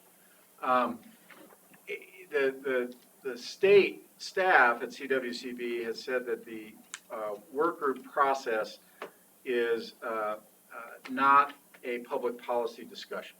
They have said that despite earlier telling us that it was going to be open, transparent, and public, they said, well, this part of it, the work groups, are not part of a public policy discussion. The work groups are being formed just to advise the CWCD staff or help the CWCD staff with issue identification. And that these work groups weren't forming public policy. The staff would do that after these work groups participate in these things, and then the staff will recommend to their board, without work group participation, exactly what the public policy should be. And then the public policy discussion will take place at the CWCD board level. My concern is that, you know, we will be if we participate in this, the staff members are using our taxpayers' money to be during work hours to participate in these meetings. And I think our taxpayers and our constituents have a reasonable expectation that we will not only be representing them, but that we will be providing them information out of the public, out of these discussions that we still view, frankly, as the foundation for public policy discussion. I actually think they are, with all due respect to the CWCD staff and the Attorney General's office members who have been assigned to this. We view this as part of a public policy discussion. And frankly, if this state is ever going to stand up a demand management discussion, it needs to be done in a way that is, as the CWCB said it would be, open and transparent and engaged with the public. We can't quite understand why they're kicking off an open and transparent process with this agreement. We expressed our concerns. In all fairness, the CWCB thought about it. They heard concerns from others. They came back with a much revised agreement. It's 2 pages. 1 page is a kind of a rules of the road, rules of engagement, and the second is a Orwellian named document called a disclosure agreement, which prohibits disclosure. So it really is a non-disclosure agreement, despite the fact that they took off the 3 letters at the beginning of it. Now, in all fairness, there is a good point about how public policy gets talked about and how you get formed at the staff level. There needs to be a space, many people believe, and I think we would support, where people can feel free to throw ideas out without fear that they will be attributed to them individually or to their organizations. They need to be a creative way to identify issues and potential solutions. And so having an environment in which you can have a discussion where those ideas that are being thrown out and discussed are not attributed to a participant in those discussions is a reasonable way of conducting public policy, if those discussions or the content of those discussions are then allowed to be discussed by the members who were present at the meeting with their respective bodies, like or governing boards, like you guys and our staff would be. There are a few exceptions to that. For instance, Peter and I have been asked to serve on the Law and Policy Committee, and it is conceivable in the Law and Policy Committee that we will get into situations where we are talking about legal advice or advice in terms of how this relates to interstate negotiations for the state of Colorado. And it may be very reasonable to say, no, that part of the discussion would be harmful to the state's interest if it's disclosed in a way that could be used against the state. It's really hard to see the same thing. For instance, Jim Pokrant is on the Information and Outreach Committee, or has been asked to be on it. If you're on an Information and Outreach Committee, it is so ironic that you are now being told you can't actually talk to the public about what it is that you're doing. And so I'm not sure if you know, it is just it really, to me, is a concern for our district and our water users. Is that do you want us to participate? Our prior decision on demand management at the state level has always been to be at the table, not on the table, and be there representing our water user interests. And so if we follow that precedent, we should be at this table. We should be participating. We believe that we have good ideas to bring into the conversation and good technical merit. But our concern is that are we going to be able to serve you as our board and your constituents if we're no longer allowed to actually bring that information back and get your input so that we can provide it at the next work group meeting? And so we are, there's a balance there, and I think it's, I think there are a few ways you could direct us, but we really are asking for your direction on this. One, frankly, you could tell us you don't want us to participate, and we would not do so. Two, you could say that we should participate in the discussions and sign the agreement and abide by the agreement. And the third is sign the agreement, abide by the agreement, but immediately enact the one provision that says that we can create and ask for a circumstance under which we can communicate in an open meeting with our board. And again, this goes, there are two instances where you're allowed to communicate with our employer, if you will, in this instance. One is we are free to do it if we can do so in a confidential setting. In our world, that means an executive session. Again, the lawful reasons one can go into an executive session and have discussions with you as a board, are really limited to negotiations, legal advice, and some other non-applicable ones, but really negotiation and legal advice. We, specifically because of the statements by the CWCD and their staff on this issue, we don't see us being able to come to you in executive session and comply with the law and talk about what's going on in these work groups. Certainly not, and I hate to pick on Jim, but Jim or DK's on the agricultural committee. I don't know how he can come and say he's talking about legal advice or even negotiations since we're only talking about ideas with the CWCB staff. So it's really difficult for us to see how that could fit under that executive session exceptions. So then, because we don't think it fits there, the next paragraph says, well, if you really need to talk about it in public, you can come and ask for a special agreement, and that's not the exact term they use, but that's what they mean. Where if we reach a mutual agreement, then we can talk in an open meeting like this. And so that third option would be tell us, go ahead and initiate your participation in these groups, but immediately try to negotiate that allowable exception to the open meetings law. I don't know how successful that will be given the amazing pushback that we've gotten on this whole concept already.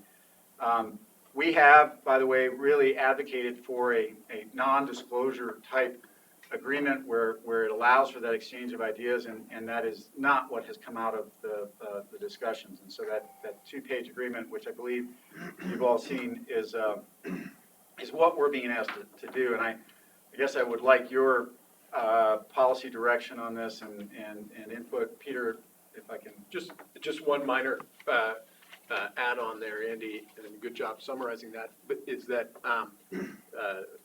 not that I think this is necessarily a good solution, but the other aspect in which by entering this agreement, you would be authorized to talk about it publicly, or we would with you, would be to the extent and limited by the public statement that the CWCB staff will publish 1 week after each public work group meeting. So there's there will be public statements that come out. We don't know the level of detail that those statements will entail, but they pledge to do that, and they say you can talk about the work groups to the extent of that public statement. Right. And so what we're assuming in our discussion here is that as part of our duties and obligations to you and our ability to outreach to our constituents is that we likely will want to talk about subjects that might be beyond the scope of those public statements that are drafted by others than us. Yes, ma'am. That's sort of the crux of a lot of this, is that public statement and how in-depth it will be.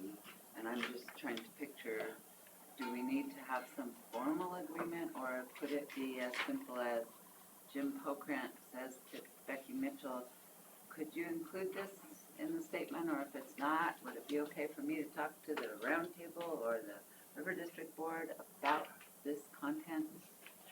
Again, if it's Casual something or- that Jim originates in the work group process, or Jim has an idea of something that doesn't see the light of day in the work group process, he's free to talk about that with the River District or the public or anything. It's what else gets talked about. And if somebody else says something that Jim would like to talk about but didn't find its way into that public statement, there is a process. They say that they will share the public statement before publishing it with the work group members. They don't say that they will, accept each and every comment that the work group members say. We don't have control over what that final public statement will include. So there could be a situation in which, if it's not originated by a River District employee, but there's something that we think belongs in the public statement but does not get in there, that is the situation that would cause us concern, because we don't have control over that. Mr. Fresca. Yeah, well, the direction that's being proposed by CWCB seems to really put participants that are associated with public entities at a great disadvantage, and put their organizations at a great disadvantage in this whole process, because participants coming or associated with private organizations do not have the same compelling sunshine laws to comply with that we do in public entities. And that just seems fundamentally wrong, given that public entities are usually right at the point of public policy making whenever it occurs, particularly in the water world. But certainly in all my years of participating in policy making at the state level, at the local level, I've never seen anything like this. I've never heard of anything like this. And it escapes me why CWCB would want to propose such a radical restriction on what's going to likely be a public policy making process, and why they would think it would be worth it to do so. Absolutely escapes me. And I appreciate your insights to this, but it's not particularly helping to improve my confidence level in this entire process. Mr. Munger. So where is the Russell George and the water czar on this? We did, Mr. Traffy, I think you had the observation just last night, right?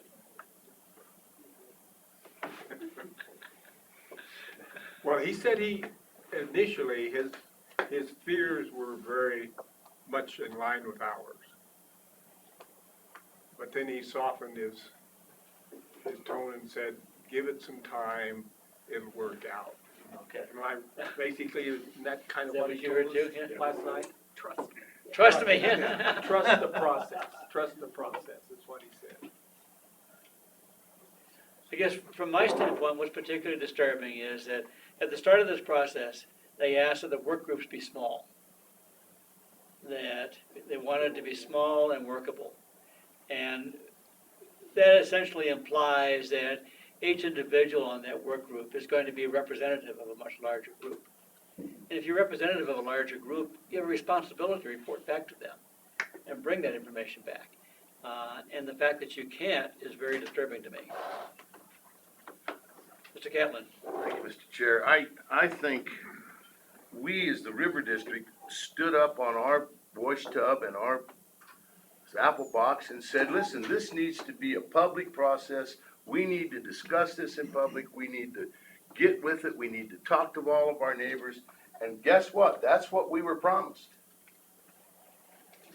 But that's how the state was going to go about it. This idea of putting this behind closed doors, putting a gag in your mouth, and having us be surprised, so wonderfully surprised, when this comes out, is not going to make sense to me.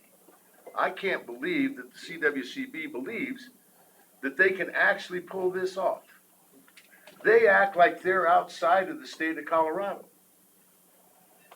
Let's have a meeting and tell them, no, you can't come. Sorry, can't come. That won't happen.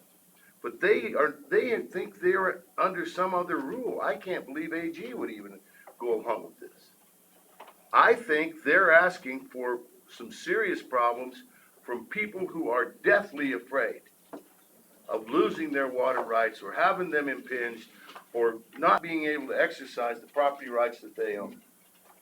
Because I do know that behind that curtain is not Mr. Oz unless he's coming to get something. And, you know, this isn't, I can't see this. As far as I'm concerned, I think I'm against it. I'm against having you guys go.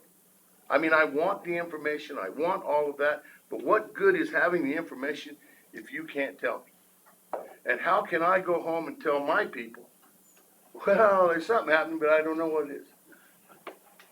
You know, that's just not good, that's just not good governance. Mr. Fresca. At the risk of repeating myself, I want to read again from our River District Board October meeting minutes, where our board is clearly on the record as confirming our support for an open, transparent, and public process for the creation of a demand management program. If we acquiesce to this scheme, I would call it I don't know, a scheme of secrecy almost. What are we going to be asked to acquiesce next? The voluntary component to demand management? Perhaps. We laid out a path for ourselves and that we wish to advocate to the water community and the state, and it had those several fundamental principles. And the open and transparent and public process is absolutely one of those principles. So I'm not prepared to acquiesce on the other basic principles of compensated, voluntary, temporary, and I'm not prepared to acquiesce on a public and transparent process either. Thoughts and comments? Mr. Munger. So another question I'd have, I mean, we have partners in this thing, I mean, including Southwest and a bunch of other people. They're, I'm sure, having the same conversations we are. Again, Director Kaplan, Director Fresca, I can totally understand your tenor. It's my tenor as well, but at the same point in time, are we going to throw the are we going to be negotiating from behind because we're not going to be there? Or do we say, well, we're going to be the only one that's not going to be there? And so because of our principles, and you know, I guess fear factors, you know, I have fear factor of all this whole discussion too. But again, I'm really concerned what happens if we're not there, and then, well, we had the consensus of everybody other than the River District, so, because the River District wasn't there. So, I don't know, I'm still listening. Peter? Well, it's just to build on that note, just to you know, clarify, I think for the public record, the recommendation from staff is that you authorize us to participate, notwithstanding the shortcomings that we've identified and you've expressed, all of which are valid. As Andy discussed, we won't be offended if you don't follow our recommendation either. You've done it before, so we've got relatively tough skin on that. And so there's, you know, there's three options there. There's the follow the, you know, the staff recommendation. There's authorize us or direct us not to execute the agreement as drafted. And there's the third alternative that Andy mentioned as well, which is authorize us to execute it and immediately seek to reach a mutually agreeable process to talk about these things with you that we are not able to fit under a justifiable exception to the open meetings law, and where we would have to go to the CRWCD staff and say, we can't fit what Jim Pokrant talked about in his work group into the legal advice exception to the Open Meetings Act. And Jim needs to talk with that to the River District Board. Here's what we propose to be the process, and we would try to negotiate that up front. If we can't reach that agreement, we would come back to you, obviously, and say, that, what do you want us to do now? But to build upon the point about, put it colloquially, keeping our camel's nose in the tent on this stuff, as currently designed, these work groups are going to meet 4 times. They may end up meeting more times than that, but that's the current design and from the CWCD. So maybe you don't miss a ton if you don't participate in those work groups. We don't know. On the other hand, if the River District does not participate in these work groups, where are we in the next step down the line? When the meat gets on bones, so to speak, about development of the demand management policy. That's a concern out there. Does that concern outweigh all of the valid questions and concerns that you have raised? I don't know. That's for you to decide. Mr. Trampy. I understand where Mark and Steve are coming from, because the gut level tells me that I'm in the same place. But then I look at the makeup of the work groups, and I have a great deal of concern that at least the ag interests within the Gunnison Basin may not be well represented in that work group. And that leads me to believe that irrespective of whether DK serves or not, that we're not going to be represented well. And hopefully, if we don't have River District representatives there, I don't know what's going to happen in the Ag Committee. And I just have a real concern that those ag interests are going to be represented by people in the San Luis Valley, for instance. And I wonder why they're there. And the whole system is nothing but a mess as far as I'm concerned. And it looks to me like it's nothing but a political game to get to the West Slope.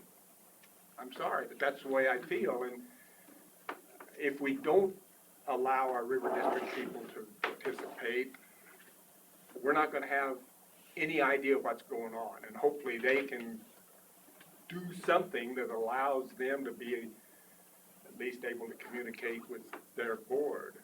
I was told last night that whoever's on those committees, those work groups, do not have a constituency.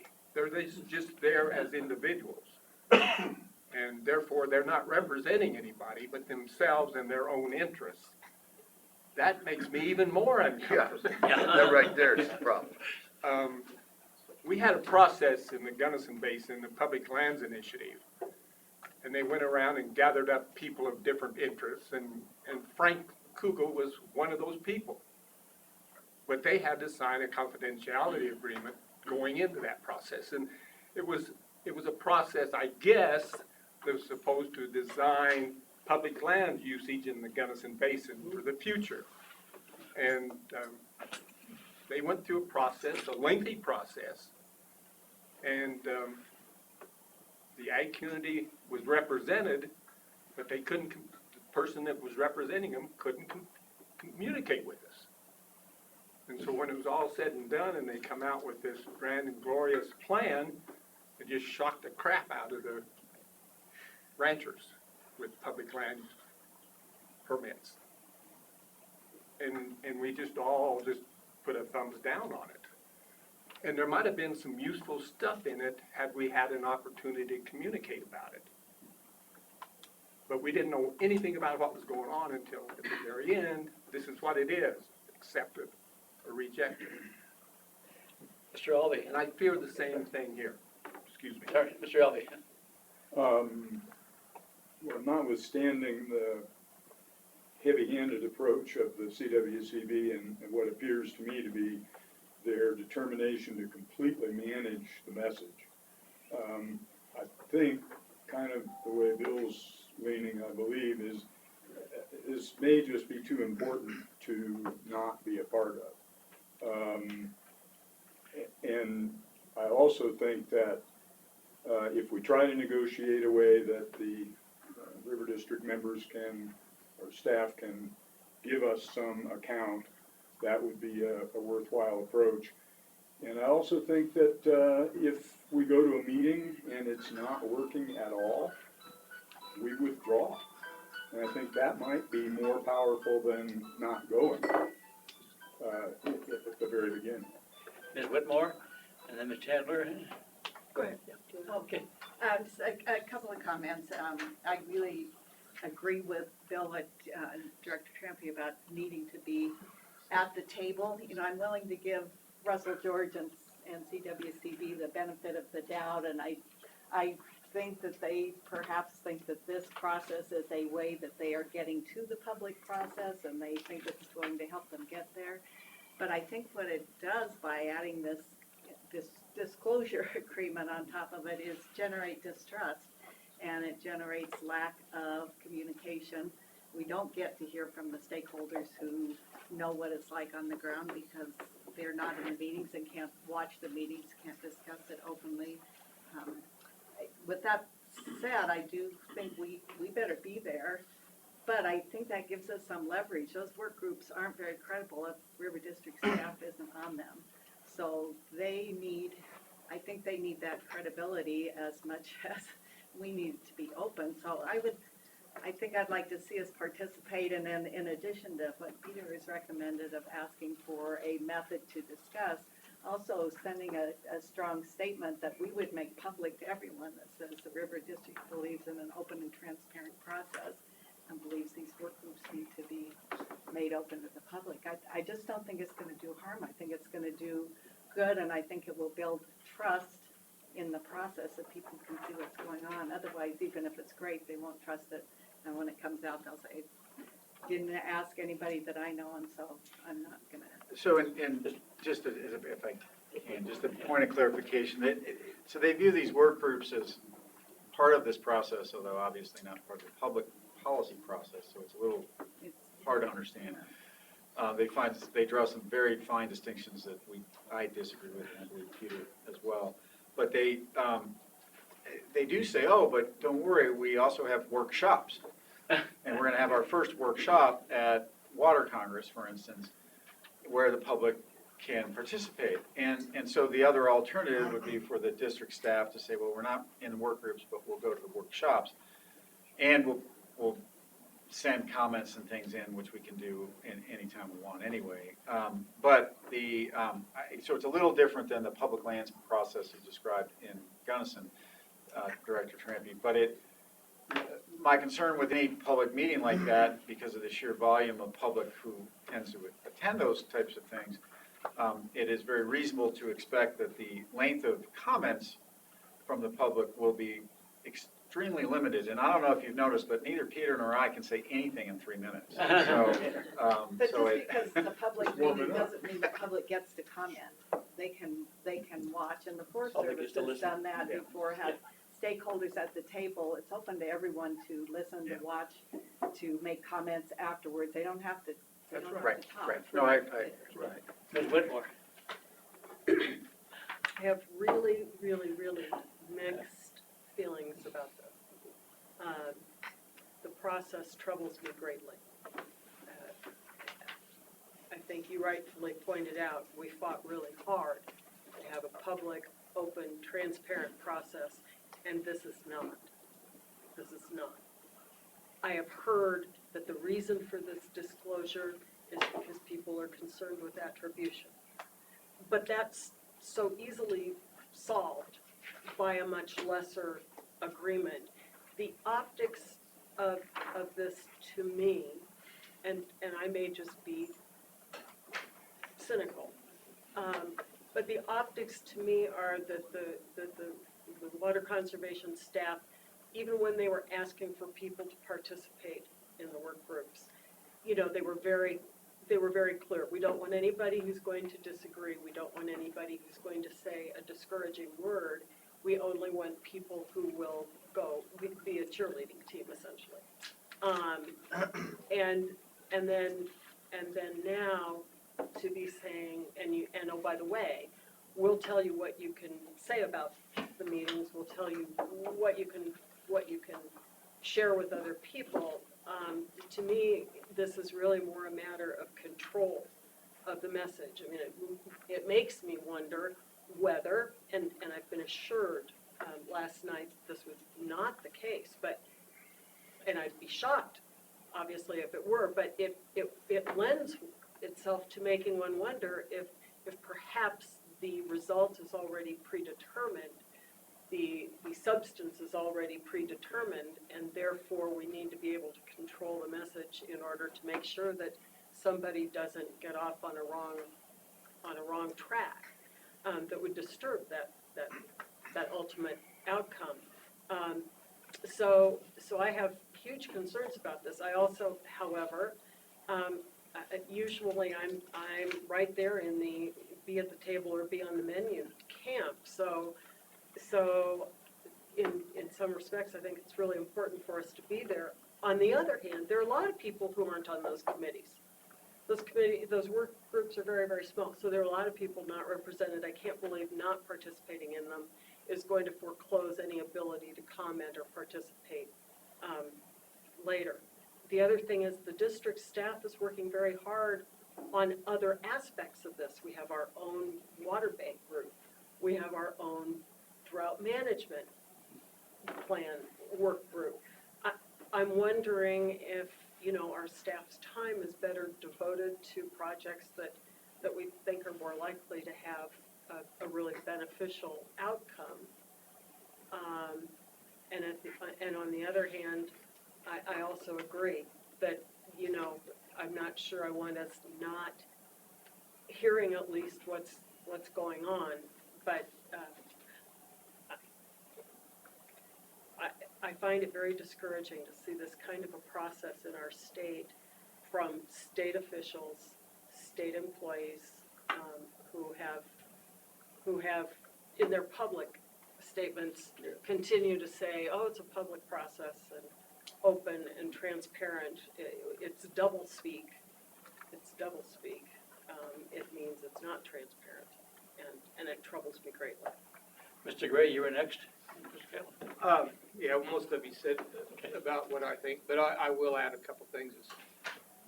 Just purely on a strategy or tactic, we're gonna have a meeting in October, and I think it behooves us for the staff to participate in the first work group meeting and bring it back to the board in October and say, here's what we're limited to.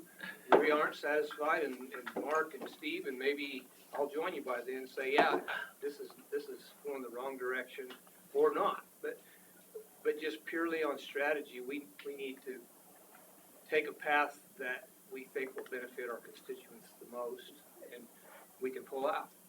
So I think we should start. Ms. Rocco-Fresca and Ms. Catlin. Just a minute, Ms. Rocco-Fresca was next, and then you're. Well, I have a question, then I want to follow that up with another statement I was thinking of.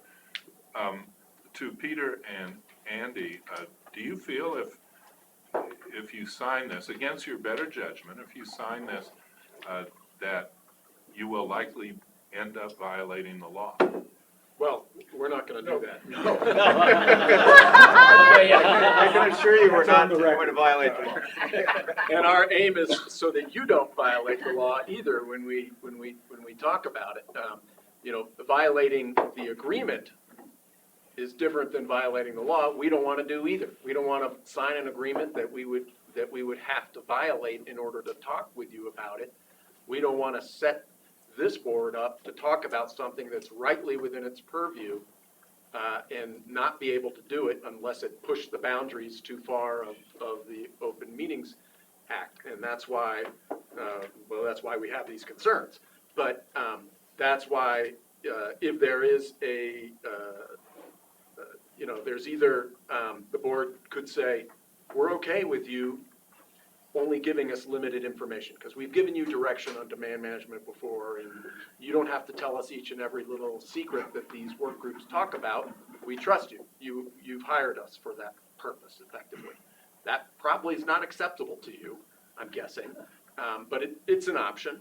The other alternative is, as the sort of, compromise, if you want to call it, proposal, is we go and we try to work out this mutually acceptable process that would allow us to fully share the subject matter without violating the agreement and without having to push the boundaries of it, what's acceptable to talk about in executive session, which we won't do. We're not going to advise you to do that. And if you were unable to negotiate that? But then I think we fall back to Director Gray's point and say, we couldn't do it. What do you want us to do now? And withdraw would presumably be the likely direction that you might give us, but, that would be a decision you would make at that time. And I think some of it depends, again, on the level of full disclosure contained in these public statements that the CWCB staff has put in. Yeah. It may be a very detailed disclosure with everything that we would want in. Or not. And so if that's the case, then we can participate. On the other hand, it's leaving very important issues out because they think that it's too sensitive. We may come to you and tell you, well, we can't talk about those ideas because it's not in this disclosure document. We can't talk to you in executive session because it's not legally appropriate, and you may then tell us to pull out of the project. So that may be the way to go at this point. Well, I've heard several of my fellow board members this afternoon share a fear that CWCB has somewhat of a predetermined outcome in mind, or a wish to control the direction of the process somehow. I go back to our spring board meeting when we had the opportunity to meet with the new director of CWCB, Director Mitchell, and some of you may recall her statement that CWCB did not want folks on these committees that could find fatal flaws. Now, only in government would you hear that. Only in government. In the private sector, they will pay dearly for expertise that will identify the flaws. Pay dearly for it. So I would tend to join those several others and maybe even use a little bit stronger language in that it would appear to me that CWCB is trying to hotwire the demand management process in Colorado. Mr. Catlin, you were next, and then Mr. Trampy. Well, one of the things I wanted to just run through in my own mind, it seems to me that we had to fight like heck to get them to even set this up. Remember, we had to send Andy up there and negotiate and threaten we were going to do this and do that. That was clear back in the beginning. It hadn't changed a bit. I got and it was their side of the deal that said they were going to talk about mandatory fouling. Remember that? We all jumped straight there. That's still on the table. This doesn't look good to me. If we want to go, I'm fine. But this doesn't look good to me in regards to the western slope of Colorado. We're going to pay it. They're going to enjoy it. This looks to me like Front Range, you're getting yourself a nice augmentation program at the expense of people that have never had any money. So I don't mind if we go. I'd like to see what they've got to say. But we've had to fight every step of the way. Send our lead guys to go over there and say, look, we can't do it this way. We don't want to do it this way. We fought our way into the agreement to start this deal on some kind of level that we thought would work. Now the average guy in this community and in my community and in the communities that I represent, hey, they don't even know this is happening, except for the leadership, and none of them are going to be happy with it. So, are we really talking about the future of Colorado and the western slope of Colorado, or are they in the process of talking about our future, and we'll like it or leave it? You know, I really have no, I don't have any faith in what's coming out of this deal, to tell you the truth. But as far as sending our top guys, probably a good idea to send them. But, you know, strong letter to follow, I guess. Mr. Trampy, you had? No, I don't need to add anymore. Mr. Fuller? If I can, maybe ask, I don't know that we need a motion to participate necessarily, but I do conveniently, as I think Mr. Trampy and Mr. Gray, and I'm not sure anybody else here will be at an IVCC meeting on Thursday, which is a joint meeting with the entire CWCB. And on that, there is a panel discussion on demand management. And so if this board wanted to send a message with respect to its reluctance to have our employees participate, but saying you'll allow us to do so, but having, you know, a statement of concern about the public nature of these work groups or the lack of transparency, I think this would be an appropriate time because that message can actually get delivered by me pretty quickly to the CWCB, if you would like that message delivered. Mr. Ely? Very fortuitous, isn't It is. CWCB is meeting tomorrow and Thursday. Yes. Yeah. It makes no sense at all to be led by the nose into a process we all feel is flawed, perhaps illegal, at least by some. Let's ask them for their justification as to why we should embark on this with them and get that justification from the board itself, rather than staff. Otherwise, I just do not see the reason for participation, even initially. Do we have a proposed motion from anybody on the? Mr. Trampy? I just want to share this with you as IVCC Director Russell George left the roundtable meeting last night. He came by me and he said, will you please do what you did tonight, Thursday, which is kind of raise all the questions and comments that you've heard me make today, plus others. So I think Director George is looking for support in questioning what the staff of the CWCB is doing. So I think all of us have an opportunity Thursday. So I think what John's just provided us is kind of a fourth alternate, which frankly we can. I realize your time is precious, but if need be, we could hold off on our agreement to participate until we hear from the CWCB board itself, and then we could actually have a telephone meeting in the near future with you and discuss this. Yes. Great idea. Do you think you want a motion on that? Or I don't know that we need a motion. Peter?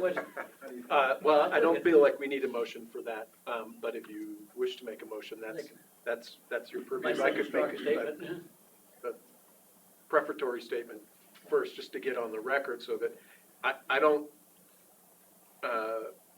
mean to minimize any of the what I think are very valid comments that have been made about the outcome of this process and the concerns about that.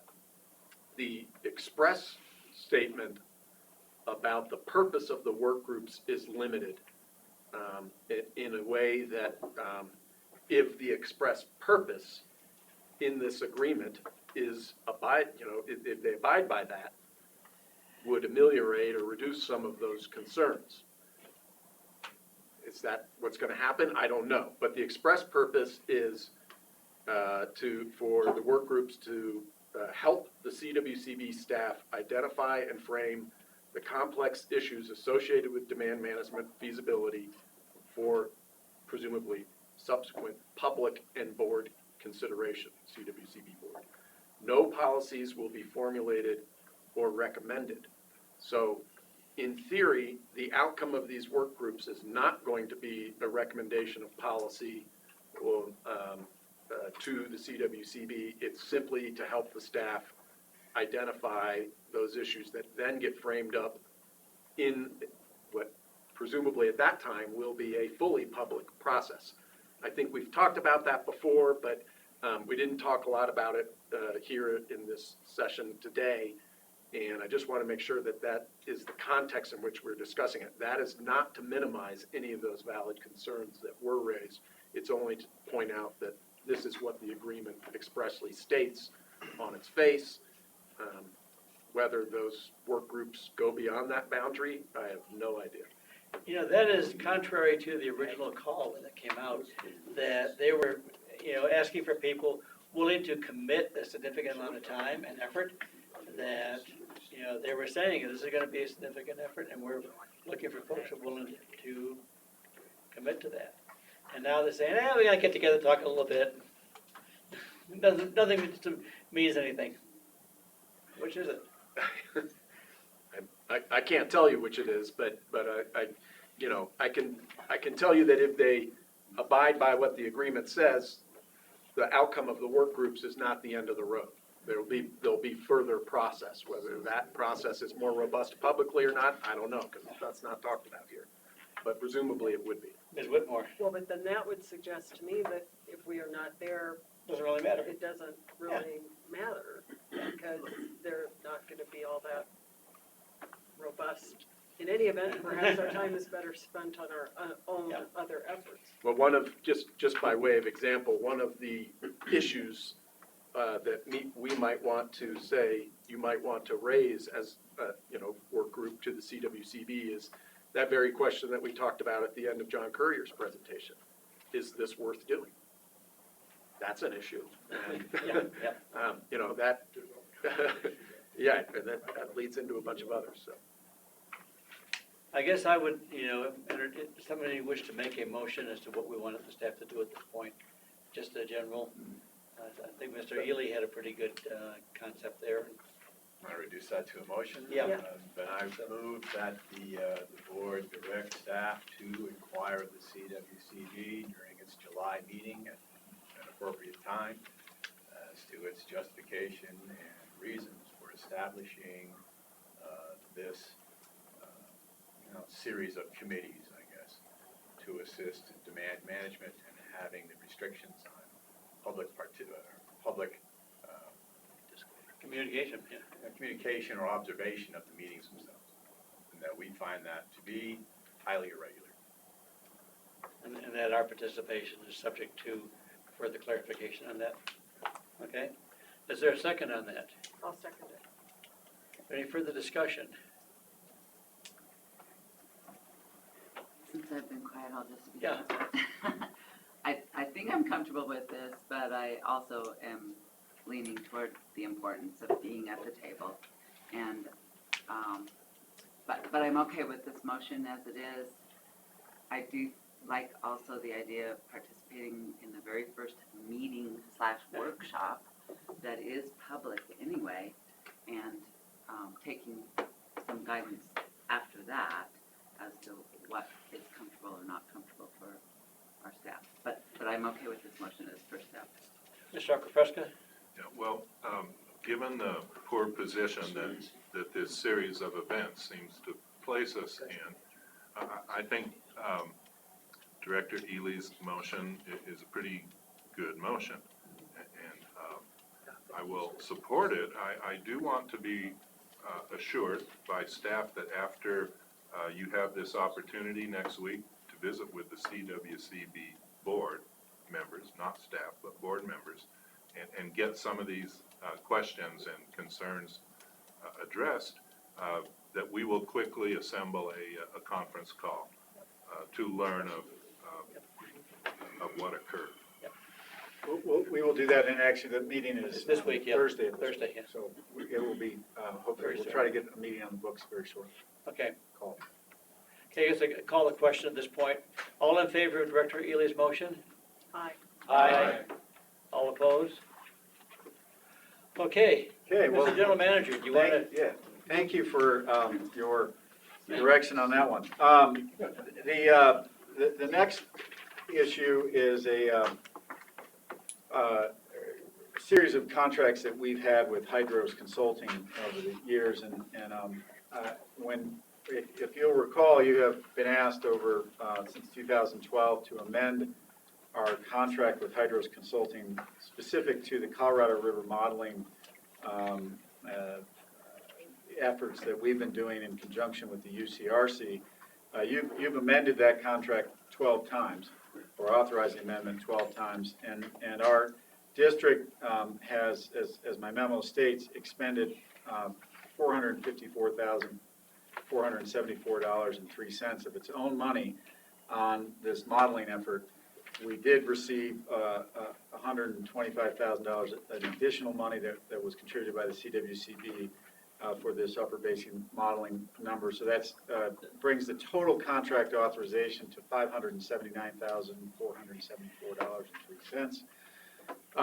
But we have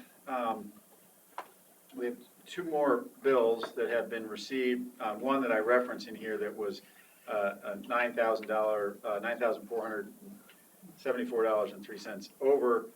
So that's actually, we did pay that already, but we are over the contract authorization on that. So, but we also received an additional bill, and that additional bill brings the total overage to $11,784.03. What I'm asking is that I'd like to finish this contract. I'd like you to authorize that total $11,784.03 extra, and then I'd like to terminate that contract, and then ask you to authorize us to enter into a new contract specific with Hydros to advise our internal Colorado River team, which primarily consists of those 4 advisors that have been appointed to the commissioner, Colorado's commissioner, and that's Peter, myself, Dave Kanzer, and John Courier.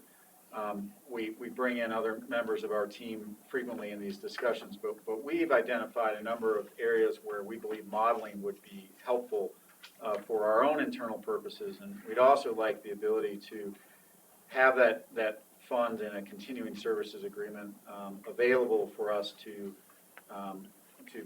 work with the UCRC, but to do so in a way that we can actually get some cost sharing from the UCRC and or the member states, because we haven't done that in the past. And by the way, I want to clarify that I've had a few conversations with the UCRC Executive Director, Amy Haas, on this. I have not talked to the full UCRC board about this issue at all, but it is one that the member states at the UCRC are very hesitant to fund anything that the UCRC does, and they're very stingy for one reason or another with having a robust UCRC staff and budget. They have recently hired a new an assistant engineer, so they now have a staff of 3 at the UCRC. So it is a small organization. They did, as I mentioned in my memo, they did apply for and receive an $800,000 grant from the Bureau of Reclamation. I inappropriately said it was a Water Smart grant. It's technically a different grant program. Those federal grants, however, so it's modeling. It is for modeling, and it will actually be done by independent contractors for the UCRC. But the terms of those Bureau of Reclamation grants are that all of the results will be shared with the Bureau of Reclamation and therefore subject to FOIA and therefore open records. And I think the UCRC and our district is in agreement that frankly, as the interim guideline renegotiations kick off and heat up, anytime you're negotiating something as high stakes as that interim operating agreement, having a confidential source of modeling is important, and one that the federal government doesn't have and isn't sharing with the lower basin would be a good idea. I think we serve a good role there to help with that, and I think we should continue to assist because it really is a very important part of our mission, and it's important for the upper basin. I think that I do want to say, well, it's a lot of money that's been spent.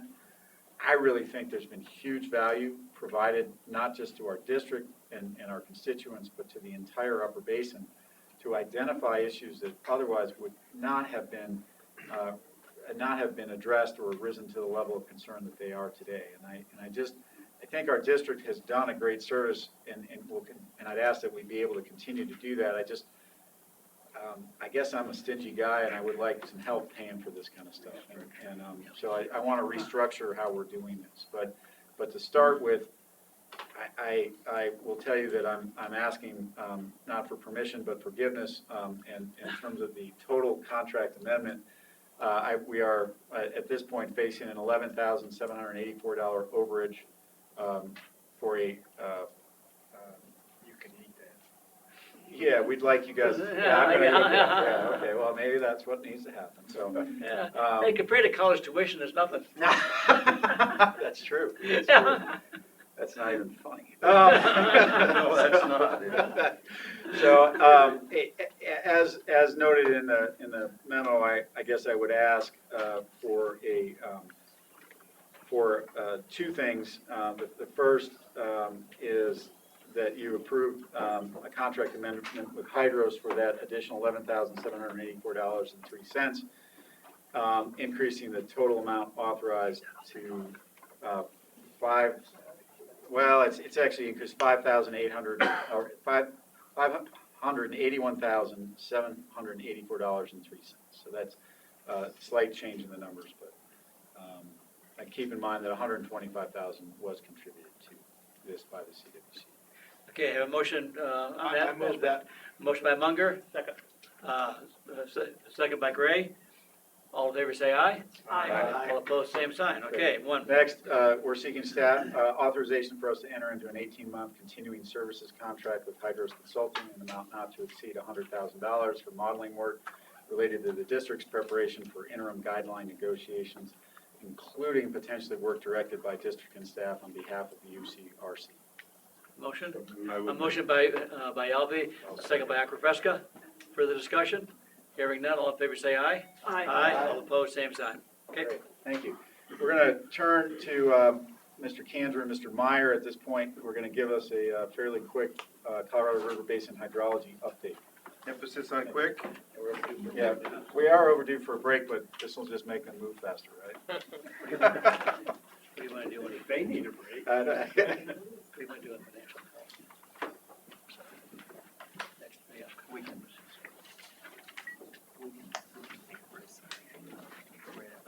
All right. Okay.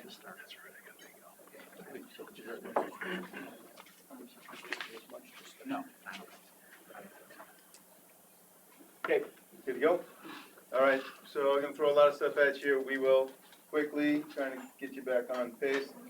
You can't. Fascinating year, I know. You can't even I get don't back wanna give behind. it short shrift because this water year was not quite record-breaking, as I say in the memo, but close, for a bunch of reasons.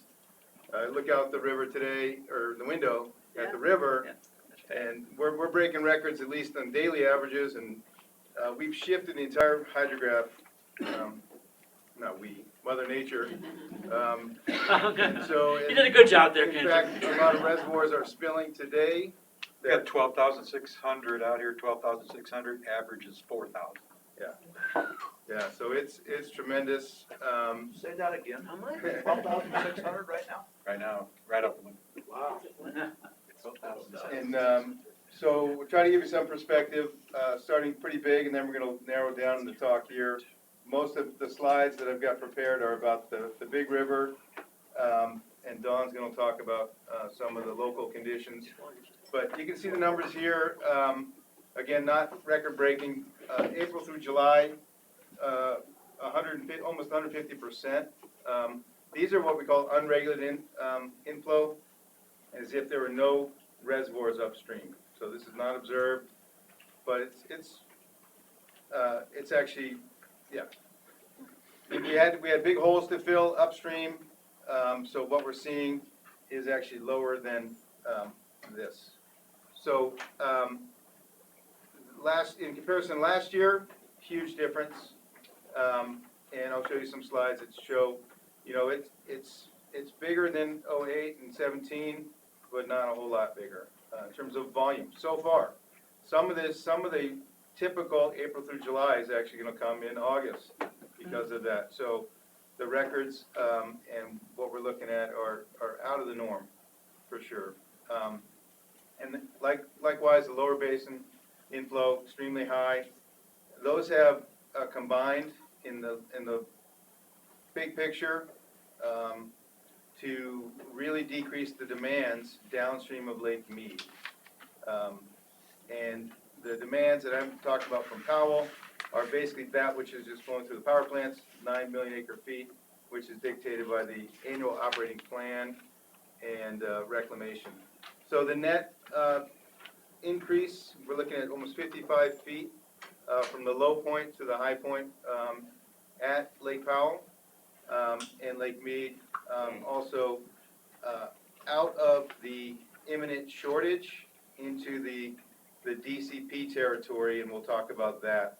Because now that the DCP is signed, it puts a whole new tier in the operations, and I'll try to show you that in the slides.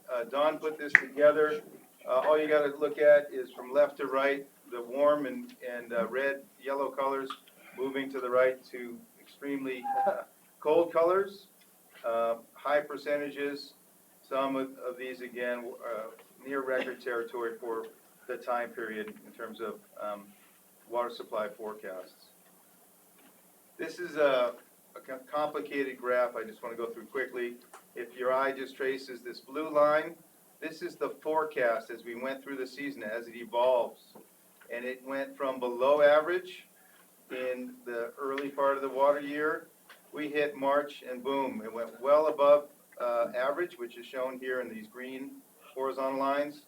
Stayed in there, that territory held tight. And then in June, the forecast continued to go up.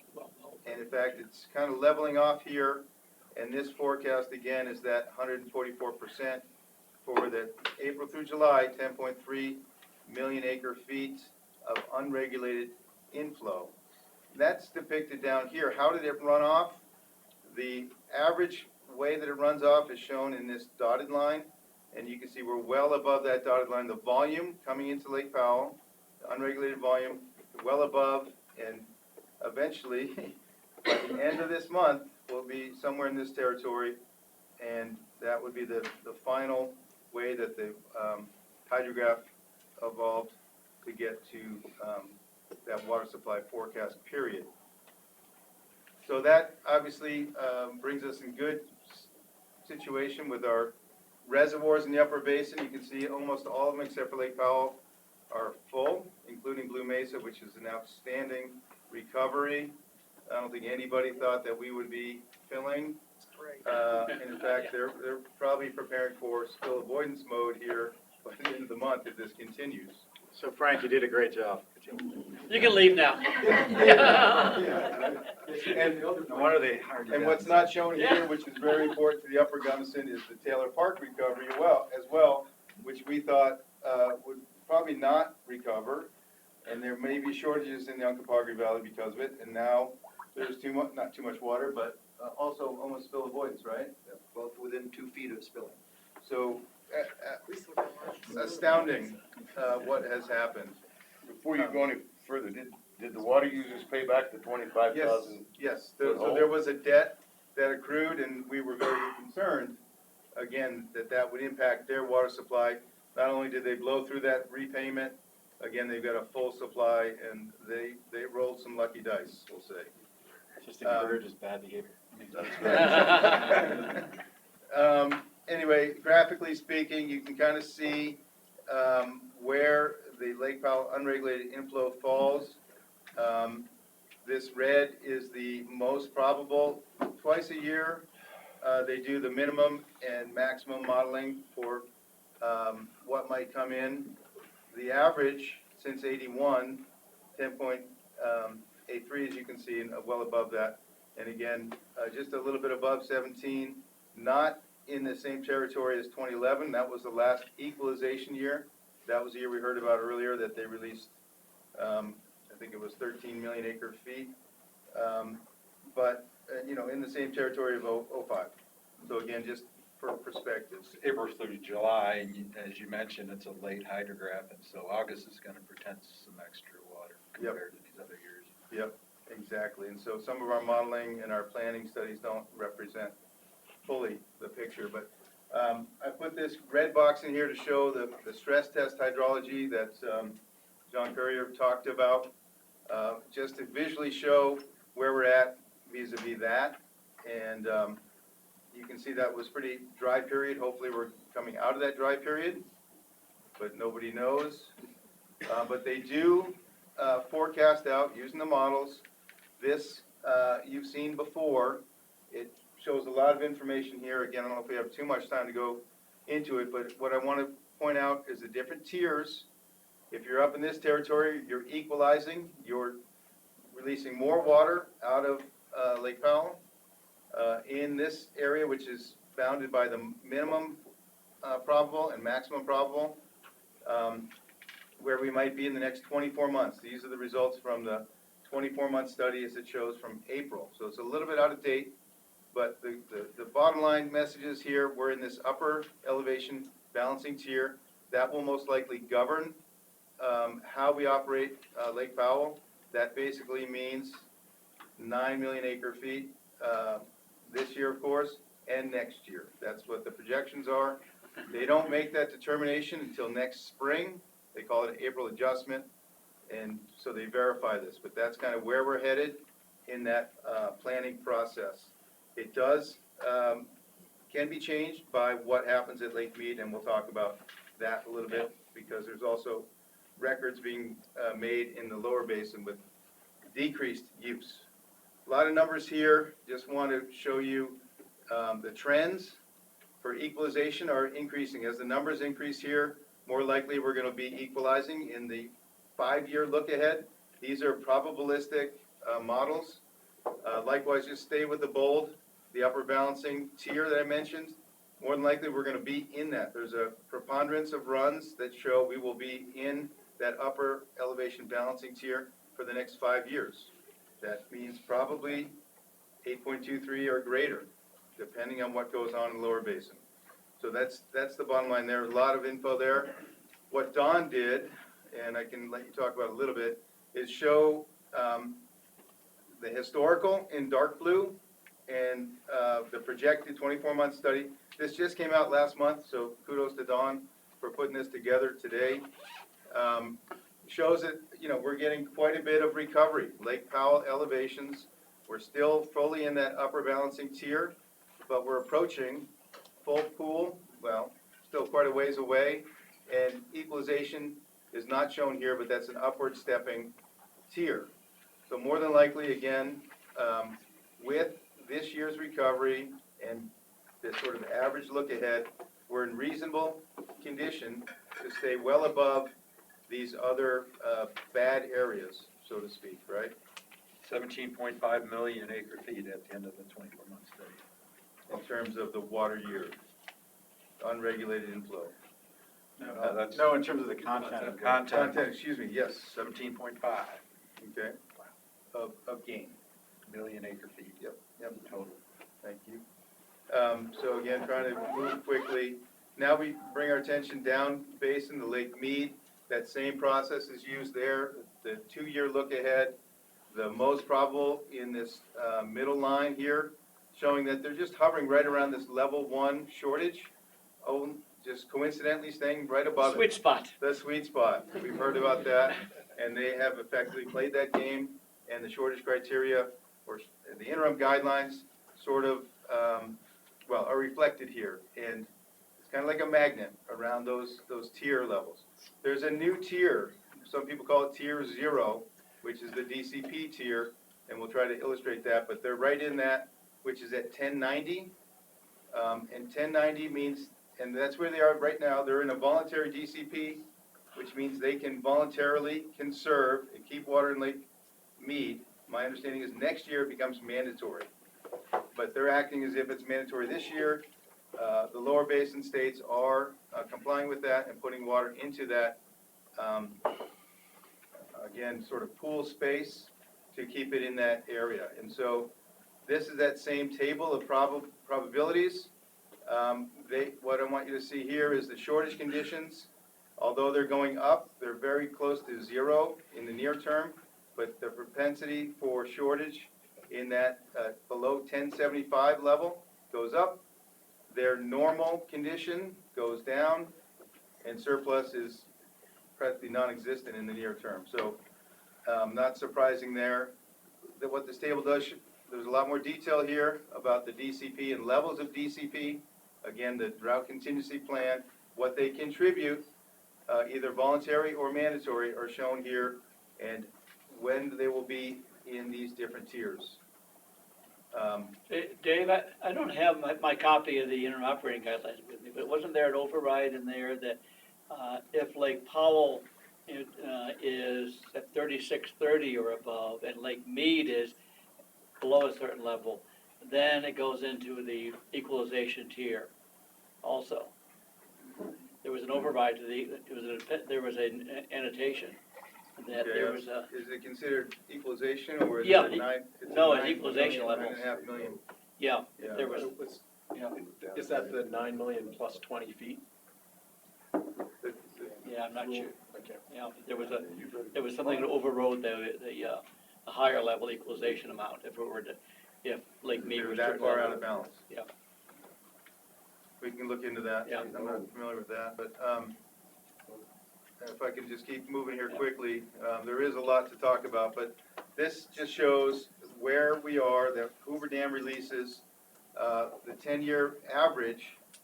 These dots show well below, and these numbers, I just put these in just moments ago, what's projected for the rest of the year. Anytime you're below the black line, you're below average, and just a few above average. But again, the lower basin, I think, needs to be recognized for the work they're doing. They are being aided by Mother Nature because it's been extremely wet, and their ag demands have gone down until recently.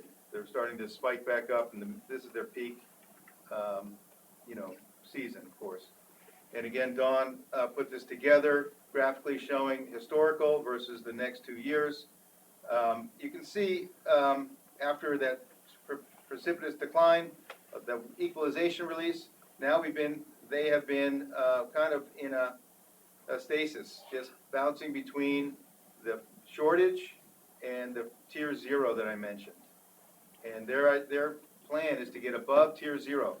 They have to put water in, they can't take any water out until they're above that tier. However, there are provisions that give them some flexibility to access some of it. It's very complicated, but the lower basin, I think, are happy with the deal because they're no longer stranding water. They have ability to, as long as they comply, access some of the water that they put into storage above what they didn't take in their allocation, they put in above, and they can use that to get them through some tough times. And again, a lot more to talk about here if we have time. I want to turn this over to Dawn for some of the local anecdotal information. Well, yeah, I just have a couple of graphs. One, water coming out of Granby, and the next one will be Green Mountain. But and maybe Kyle Whitaker can speak to this, but at the CBT collection system, the bypasses to date are approximately the same as what Windy Gap pumped this year, about 12,000 acre feet. So the sub-district has lost what they pumped this year. So that this graph just shows you. Hey Kyle, how's that feel? Great. So the discharge from Granby, and also that includes, I believe, Willow Creek bypasses as well, but they've been up around 1,100 CFS now for a couple of days. It's been, I think, kind of a tough couple of weeks now for the reclamation in northern subdistrict. But if you're not familiar with this, these are the averages way down here, below 100 CFS, and we're at what, 1,100, looks like? Right. And so that's quite dramatic. That's 2,000 acre feet a day of spill, okay? Next graph shows Green Mountain. We see what really was labeled as cross releases initially there around the 4th of July. And then subsequently, well, actually, the cross releases were limited to their power plant capacity, so that's around the 2nd of July, 1,400 CFS. Subsequently, that spill beyond their power plant capacity of 1,400 CFS. So a total of about 20,000 acre feet has been bypassed, has bypassed their power generation capacity at Green Mountain. Blue River water supply forecast is 130% of average, playing out as 130%. That's it. Yes, and so, in the memo, not to give short shrift, but there's other information in there, you can see it, review it. Flow recommendations were met in Lower Gunnison, and again, with CROSS, what Don's calling CROSS, it's Coordinated Reservoir Operations for the main stem, for those that are not familiar with it. To meet those flow recommendations for the native fish. Thank you. Just as an FYI, Mike and I, but especially I, can attest that it's not a good idea to kayak below Green Mountain Reservoir when the flow is above 2,000 CFS. Oh, yeah? You swim? Hazardous. I'm lucky to have surfaced. So you guys didn't show Elkhead. I assume Elkhead's probably responding similarly. I mean, maybe not to the grand amount, but. Yeah, well, Elkhead actually is down. There's, I think we have 30 CFS coming in right now. It was, Elkhead's an early runoff, just like Wolford. I believe the forecast was, water supply was around 115% of average. So a little above average, but, the Yampa is not as prolific as the southern basins have been.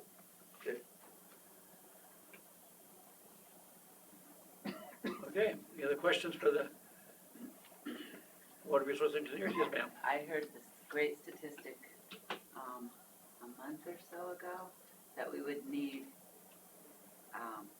10 years like what we had this year to get Powell up to full, is it?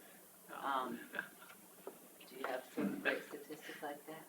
I don't put a lot of weight into those. It's really, especially knowing that the renegotiation is within that period. But suffice to say, your net, all you need to do is look at what you need to put in. The net you said was 17 million? 17 and a half, yeah. Is that net or that was gross? That was gross. That is the That's gross, yeah. So, the storage. so basically, I don't have the magic number, but, yeah, sorry. But it really depends on usage as well, and, what happens in the lower basin. If the lower basin's using 7.5 million, Yeah, we've got 1.2 million acre feet of losses on top of that. We're delivering 1.5 to Mexico. It would take 8 years like this to build a system. Yeah, I think that's a better number. Although Director Merritt, I've heard you point out more than once that under the 2007 interim agreement, Lake Powell will never fill. Yeah. Yeah, because we keep spending, we keep hitting these equalization tiers, which send more water down. So, if we can take a break? Yes, And yeah. and then we'll be back. We are running obviously very late. I think the remainder items in the general manager's report will be covered relatively quickly. So how quickly do you want people back by? Let's take 5 minutes. We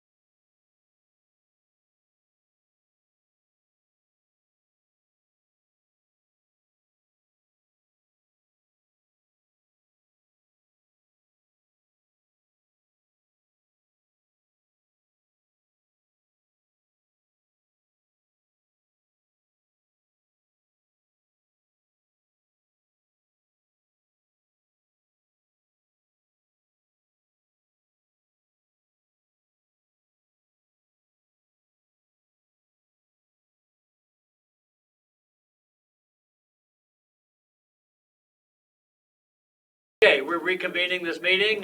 We're going to have a little bit of a change in the agenda order, in particular to accommodate the visitors that we have that wish to make comments on some of the discussion items we have. Otherwise, you might have to stay till tomorrow afternoon or so, which is not a bad idea either, but, yeah. So we are going to change the agenda order. However, our general manager has asked for a point of personal privilege here. Yeah, and just one thing before we're gonna move everything on my report probably to tomorrow morning, because I think the in-stream flow discussion will take that up. But there was one item that wasn't on my agenda that I'd like to cover, and that is, Lori, I'd like you to come on up. April Fool's, baby. Come here. So. So, 20 years ago, on April Fool's Day, your predecessors, or my predecessor, I guess, hired this woman. Luckily for me, and luckily for you. She's our executive assistant. She does a phenomenal job. She, I'm gonna be honest with you. She's been going through a very tough period of time, but She's still a pain in the butt. She's still a pain in the butt, but she is succeeding beyond all expectations, and it's amazing to everybody who didn't really know her that well. To those of us who know her, I refer to her very friendly as a tough-ass bitch. She is, and she now has a haircut to match. So I want to thank her. You're awesome.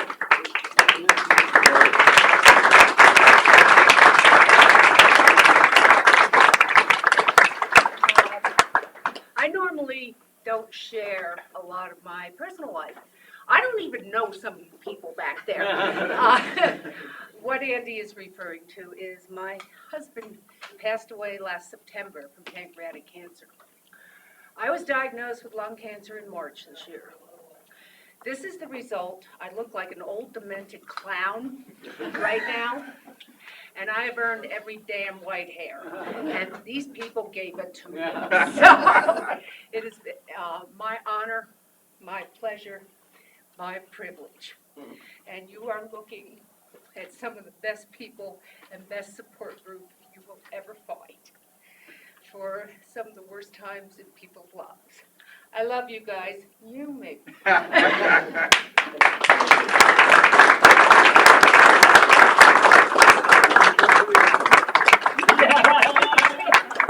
He used to kick my son in the shins when he was playing soccer. Yeah, he'd come in with shin guards, they say. Have you seen Corey lately? Yeah, I don't want to do that anymore.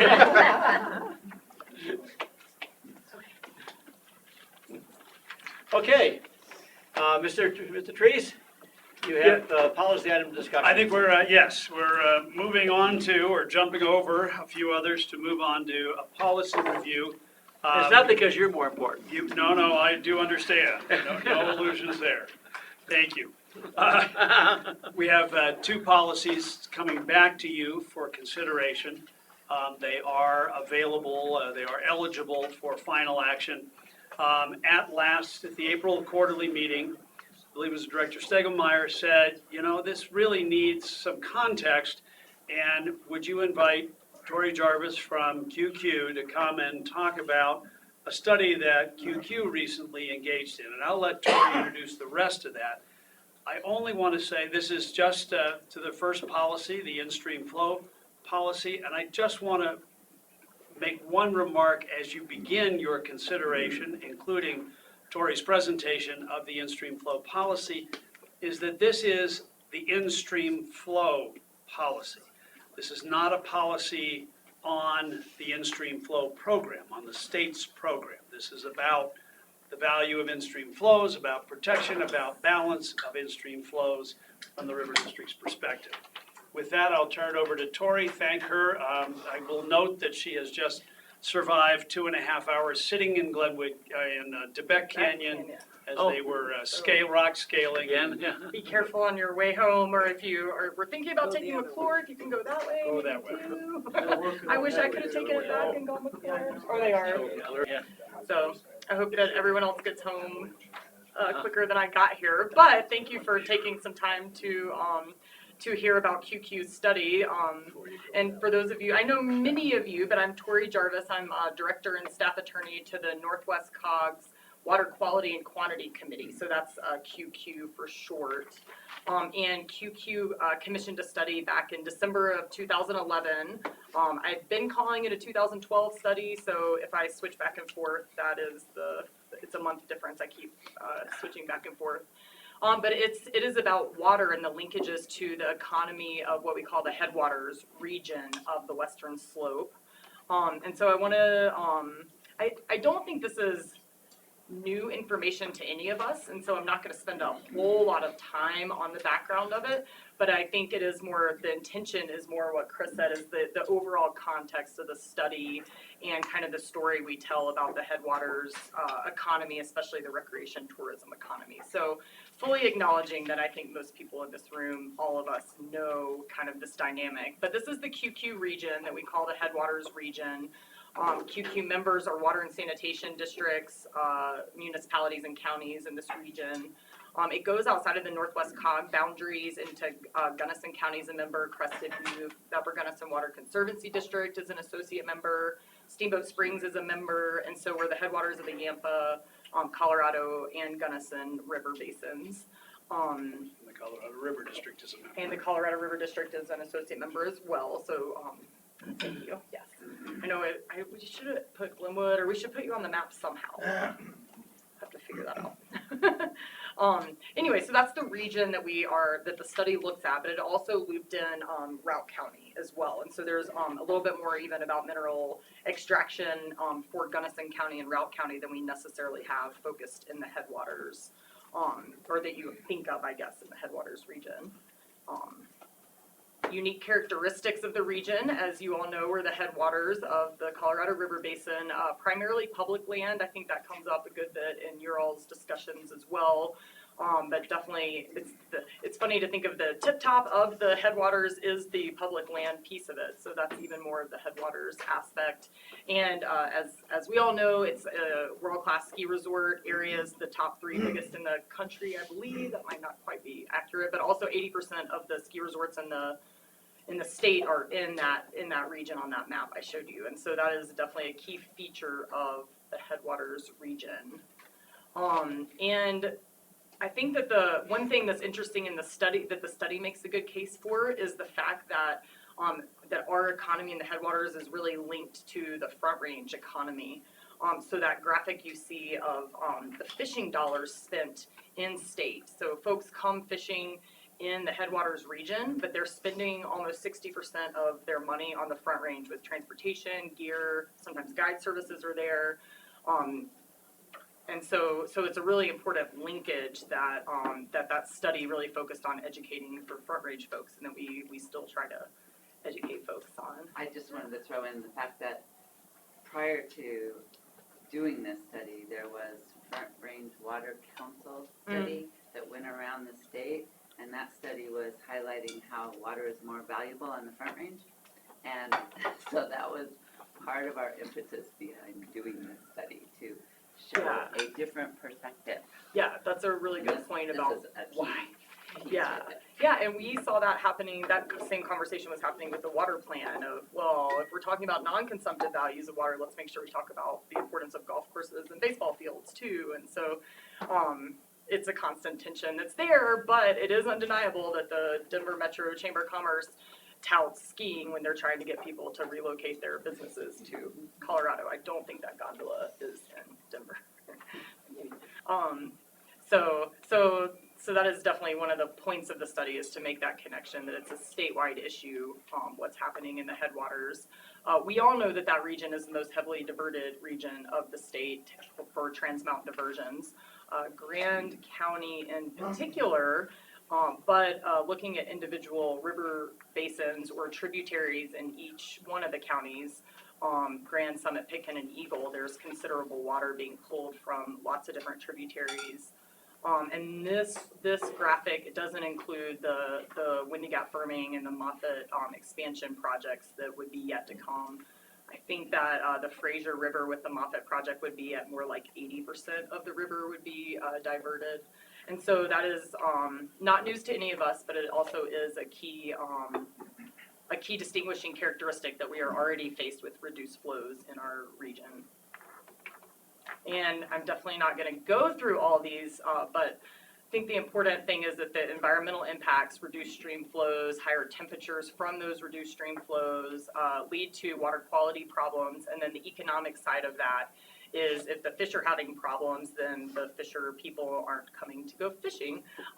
Fairly self-explanatory, but important to document. And I think one of the ones to highlight that's actually come to pass since this study, sadly, is that one of the predicted problems was a potential loss of gold medal fisheries, which downstream of Dillon Reservoir, we have seen the loss of gold medal fishery status due not necessarily to reduced flows, but to problems associated with Trans Mountain diversion projects. And so it is an economic, we are seeing economic consequences actively and working to address those. They don't feel as real last year as they did this year, or they felt more real last year than they did this year. I also wanted to add the additional, this is not a unique circumstance to the headwaters, but the unknown future consequences of climate change exacerbating a lot of those problems that we already have in the headwaters region. And end of 2017, beginning of 18, QQ did kind of a follow-up study to our 2012 study. That study looks at the existing issues that we have in our headwaters rivers, and then looking forward, this study looks at how those issues might increase, I guess, with climate change impacts. And so I'm not going to spend a whole lot of time on that study. I wanted to flag that for you as kind of additional resource for our strained, if we already have reduced flow problems, the prediction is that that's just going to keep getting more difficult in the future, and that does mean challenges for our in-stream flows and the health of our rivers. So diving a little bit more into this 2011 study, the unique circumstances, the study does outline those kind of Trans Mountain diversion issues, but really the focus of that study is to draw the linkages between the economics and water. And I think it makes the most sense for me today just to focus on the recreation tourism piece with limited amount of time that you all have today, and because I think the agriculture and mineral resources, many of you in this room have a lot more expertise than us in the headwaters, and I think the recreation tourism is a little bit more kind of unique to our region, or more focused in our region. So that's why I'm focusing there.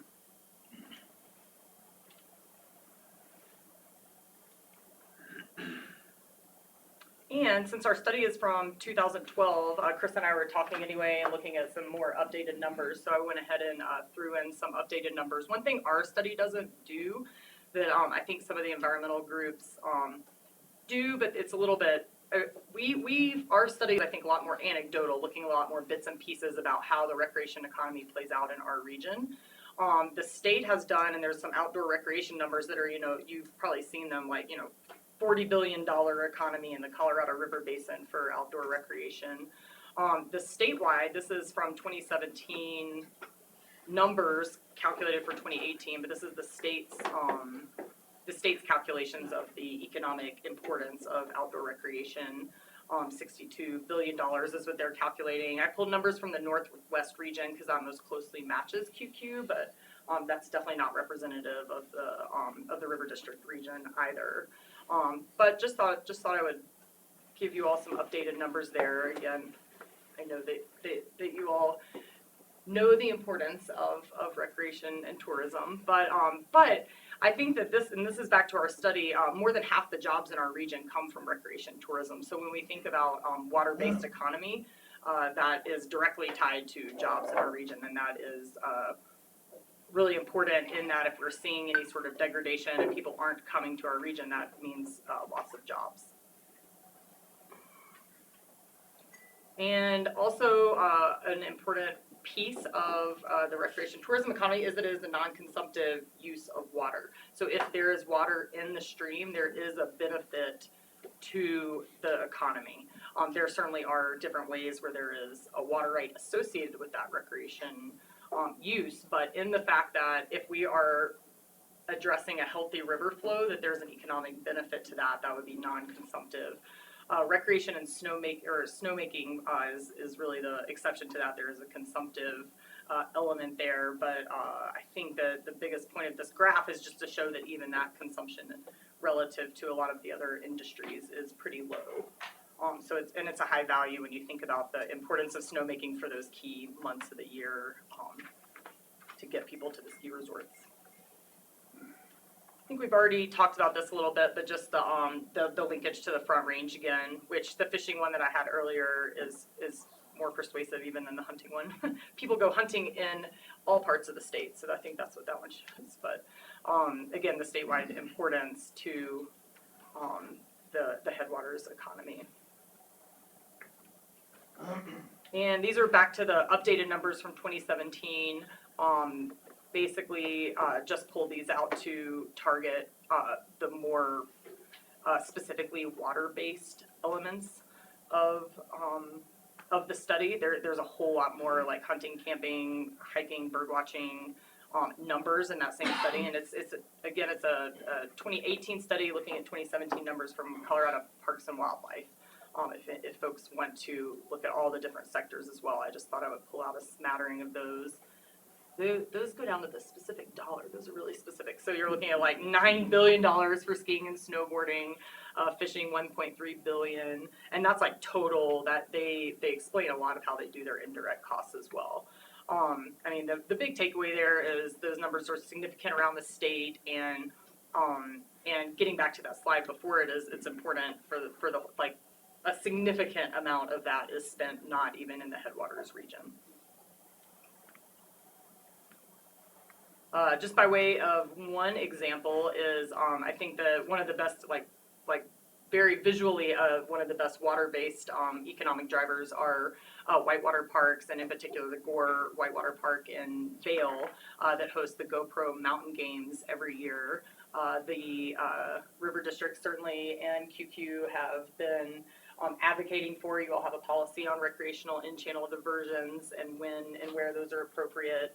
That's in QQ's policies to help local governments move forward with those. And then the economic development potential, I think Vail is kind of the peak of that potential for sure, the GoPro Mountain Games. But the most updated number I found there is $7.2 million for the 2017 GoPro Mountain Games in Vail and the surrounding region. So the economic impact is huge, and the upper picture is the Whitewater Park near Basalt that Pitkin County helped build as well. And there's a lot of new ones around growing river festivals and years like this.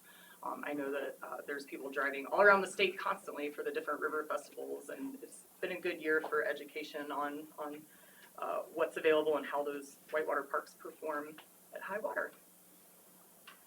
So just a few things about agriculture and resource extraction, and then I'll wrap up with just a little bit of specifics on in-stream flows in particular. There are a lot of kind of statistics of the importance of agriculture in the study. I focus primarily on, in this presentation, just on the intrinsic and qualitative values, because I think those link to the recreation and tourism economy. There's a lot of evidence that the reason people come to Colorado, and especially specific parts of Colorado, for their recreation is because of the agricultural landscapes. And so all the economic sectors are absolutely integrated, and they all rely on clean, healthy water, of course. And the return flows, and there's a lot of important pieces to agriculture that absolutely affect the recreation tourism economy by helping with our healthy rivers. One interesting piece from the study that I pulled out is the idea that that buy and dry is something that happens on the Front Range, and we have trans-mountain diversions, and that those issues are separated. If you look back to 1929, when trans-mountain diversions were coming on record or coming online, that's the right word, yeah. That's not the case. We were buying and drying on the West Slope for a long time, and so that piece of water being taken from the land is something that gets lumped in with all the other effects of Trans Mountain Diversion projects. So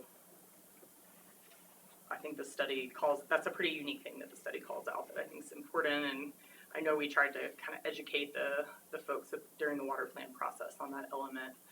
These are just a whole bunch more ways that water and agriculture interplay, and that water plays into the economic importance of agriculture. Like I said, I feel like I'm definitely preaching to the choir on all of this. You all know it, but also hopefully if it's a helpful resource, I think that study could be a good place to look. Everything's everything's cited in there, and it could be a valuable place to use some of that in our demand management discussions and other places. So. Yeah, I don't think there's a whole lot to highlight there that you don't already know. I think maybe the last one is the most important for the focus of this, which is the recreation tourism piece of our economy, is how important the downstream agricultural water rights are to maintaining our flow regime in the upper part that our boating, kayaking, fishing all rely on and keep water moving downstream. So that's another important piece that we work on educating folks around the state and on the Front Range about. Mineral resource development, not going to say a whole lot, but I think that the importance here and that the study documents is that while there are not a whole lot of jobs in our region, they're really important, high-paying jobs, and they rely on clean water to be successful. Tori, what are the years there? You've got a time series, but they don't. Oh yeah, you're right. I'm not sure there's the years marked. Do you know what they are? I meant to bring the study up here. It's in my bag. I can check. I don't. The message is know clear. where. I just. No, it's a good question. It would stop at 2010 at the latest, but yeah, no, I can check for you. Yeah, should be pulled from the study. One last linkage, especially in our headwaters area, is that our reduced flows have led to increased costs for water and sanitation districts in providing water. And while that's not a direct economic sector, it means it does increase the cost of living, increases investments necessary, not through any fault of anything happening in the headwaters region. So all of that is driving at we have a study that's documenting the importance of healthy rivers and stream flows to our region. For QQ, we do have a policy to support the in-stream flow, but more importantly, we support all the different tools for increasing stream flow. And so I know I was able to hear your last board discussion, and it just led me to, I think, create this slide that is demonstrating that the in-stream flow program for QQ is not the end-all be-all, but it is one really important tool and the only one that allows for an actual water right for in-stream flow. And so, but all these different tools and others work in different scenarios. But in general, QQ is always looking for new ways to boost our in-stream flows. This is a list of all not even all, but some of the creative solutions that address increased flows in the river or in the headwaters region. Learning by doing, like different adaptive management programs. I think you all are probably familiar off and on with most of these. So I'm not going to go through a whole lot of them, but there are a few key messages, hopefully, from this presentation. The importance of the headwaters region's economy, which is based on healthy river flows, is linked to the rest of the state. So the whole state's economy relies on that. And that is water in its natural course is a huge part of our economy. And we're already compromised from historic diversions. And so we're looking for creative solutions, all those different tools in the toolbox to help with some of those problems. And so QQ just works to promote all of them, and that study is one way of kind of documenting the importance of in-stream flows. So hopefully that wasn't too much of your time, but thank you for letting me give that context, because definitely an important issues for the headwaters, as Karin and Kathy and many of you carry forward well. So thank you. Any questions of Tori? A lot of talking. Thank you. Okay, Yeah, thank you, thanks, Tori. guys. Thanks for coming over. Yep. Yeah. And Look go forward to hearing back, your discussion. I'm sticking around. go back over McClure Pass. Yeah. I'm scared of Tibet now. So you have You have before you a brief cover memo that is your decoder ring for your Christmas policy here in red and green. So you have shown in red are the changes that you saw proposed in April. You didn't take any final action, as you couldn't in April, or chose not to in April. But so I've left those, and they're either red or orange, depending upon how the printing came out, or it appears on your screen. And the green are my suggestions based on your input from that April meeting. So those are new proposals. And again, you've heard from Tori, and that was part of the message that I took from the board discussion, is that in-stream flows are important and deserve protection. But they are not, the in-stream flow program is not the only way, and in-stream flows need to be balanced in river district policy, again, the non-consumptive values against the consumptive values, and ideally with neither being to the exclusion of the other. And so we've tried to draw that middle ground. I would also point out that Mark Harris has come up from Grand Valley. And there may be others, and I apologize, behind me that I either haven't seen or who also may have comments on the policy. And President Mary, you can choose to ask them how they want to do this, or direct me to begin working and invite comment, or have comment ahead of time, or however you wish. I think we'll go through your presentation first, and then we'll ask comment from the folks in the audience, yeah. Okay. I do have, in addition, I have gotten comments from other constituents since this was mailed out for your quarterly mailing, and have some suggestions, and I'll go through those as we go through. But, I think that, they are presented there in front of you. The first paragraph, again, trying to point out that there are economic benefits, as you've just heard, and highlighting the economic benefits for inclusion in your policy. In the second paragraph, some changes that are based on your comments. Also, the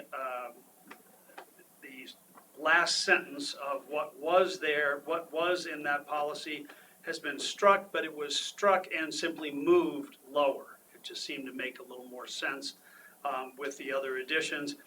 I do have some additions in the suggested, and that I would agree with, and offer to you for your consideration in this second paragraph.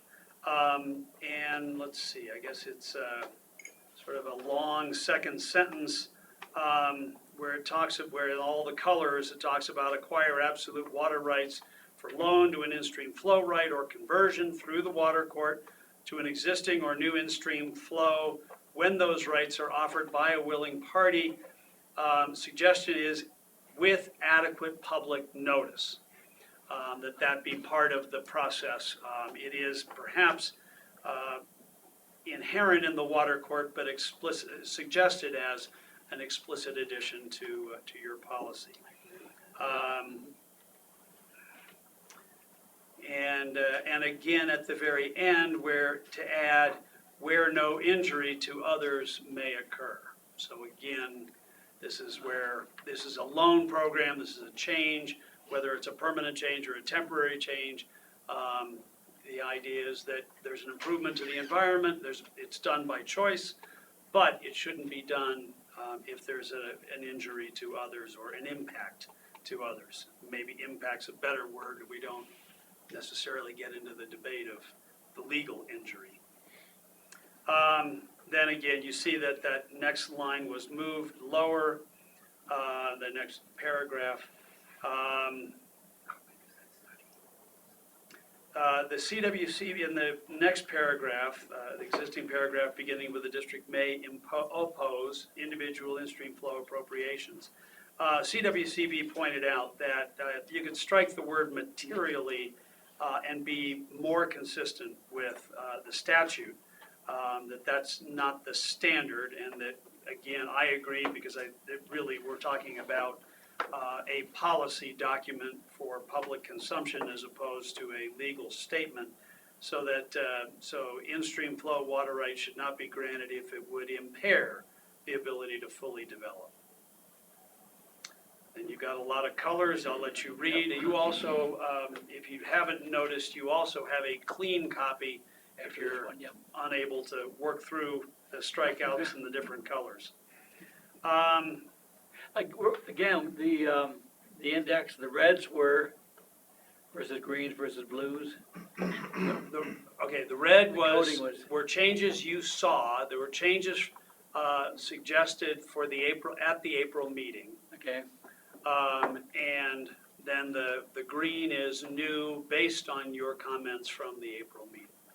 And the blues you're were seeing- strikeouts, yeah, okay. And yeah, well, the blue, not sure what you have in blue, I'm sorry. I have. I have something in blue, but it's based on an email. Everything I have in blue on my screen is strikeout, so. Okay, that's the strikeouts, okay. Okay, yep. And Chris, this phrase you iterated, with adequate public notice, is that in here, or are you proposing that be put in that? I am proposing that as an addition. That has come from another, and I agree that I think that's worthy of your consideration. It came from a tall attorney down in Grand Junction. It did. Do you understand where that was? And a short one too? Yes, and in addition to that, have you incorporated any other of my couple constituent suggestions? Yes. In the last paragraph on this page, at least on, I shouldn't say that because I don't know how everybody's seeing this. So the paragraph that then begins, the next paragraph, that begins, the River District's support for Colorado's in-stream flow program is not exclusive. Last sentence there that says the River District also supports alternatives to permanent acquisition through mechanisms such as voluntary temporary reduction of historical diversions for environmental benefit, and adding there where no injury will likely occur. Okay.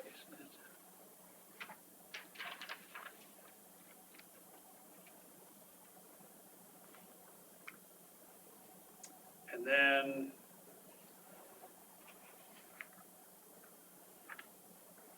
you have, I think you can work through the rest of that without any explanation. I'd be happy to answer questions or elaborate if you desire. Are there any questions from Mr. Treese at this point? Yeah, do you mind if we hear from Mr. Harris? Okay, yes, and we'll take public comment now. Mr. Harris, you can come on up. Thank you. For the record, Mark Harris, General Manager, Grand Valley Water Users in Grand Junction. Well, Chris said if you can't do a good job, at least do a short one. So it'll even be shorter given the time. But we appreciate Chris's invite to us, and Orchard Mesa and Ute and the water users work on a lot of these issues together. So I'm here kind of representing all of us. And I realize this is about your policy. It's not about, in a separation, as Chris pointed out, the in-stream flow idea and the importance of that, which we agree with. And that's separate from the loan program and so forth. So I don't want to take us off in the weeds. I shared with many of you our concerns about 1218 last year. Some of you probably still have those. We'll still be working on that. But as the months have passed by, I think it's become pretty obvious that in thinking about how this might inform your policy, is that I think process is going to turn out to be the most critical issue. Because there's two dynamics going on here, and probably they will relate to all kinds of stream flow needs, and you've got the so-called emergency needs. And let's for a moment just set aside the fact that we may not agree on what that is exactly, but that there are these short-term things that actually in some cases can benefit agriculture as well as others. And perhaps the process can be more streamlined for those than others. Now, the existing legislation still is rife with difficulties from a perspective for an attorney or anybody else to get notice and to be involved in the process. That's still a problem with the existing legislation. But if those two processes are separated, it becomes possible to do the following, is that any kind, and I'll just read what I wrote here in the interest of staying on track, is the consequences of any kind of expanded loan program or other attempt to increase stream flows, although they may be very beneficial, but they are site, context, and case specific. There's no set of bullet points that can adequately address the potential concerns of potential loan proposals, ones that aren't known. You just can't say, here's 7 points, check the boxes, and it's okay. It's not going to ever work that way. We can't tell Bill what's appropriate in his neighborhood, and he can't tell us what is in ours. And if somebody has a plan to benefit their reach, their farms, their ditch, we in no way want any part of telling them they can't do that. If it doesn't have any damage to us, they should have every right to determine what works for them as long as it doesn't damage others. However, the only way to provide that adequate protection for affected water users, irrigation and ditch companies, people like the River District and appropriate other members of the water community, in an affected reach are to give them the opportunity and the time to properly consider the consequences of any proposal. So if program proposals do not have negative consequences, we certainly are not in opposition. We've spent a lot of time and money working on in-stream flow for fish as well as for the river over the last few years. But if they don't have any damage for us in our contractual obligations, we're not interested in telling others how to protect or promote their interests, but the consequences of those actions cannot come at the expense of others. And the others are the only ones who can adequately address the issues and the consequences. And that takes more than just a very limited amount of time to be in the loop. Mark Hermanstad and I and Kirsten talked at some length about the difficulties of getting in the loop and staying in the loop on these kinds of programs. We're lucky. We're an organization and work with the other organizations in the valley, and we have the luxury of being able to pay people to help us keep track and then to be involved. And that many water users and most all individual water users don't have that benefit, much less to follow it up. So we certainly appreciate your attention to this matter, and I'd be happy to answer any questions, but just in the interest of time, that's kind of a condensed version. That really boils down to it is that material suggestions point by point, other than only in a very broad context. Anything else is just not right for everybody.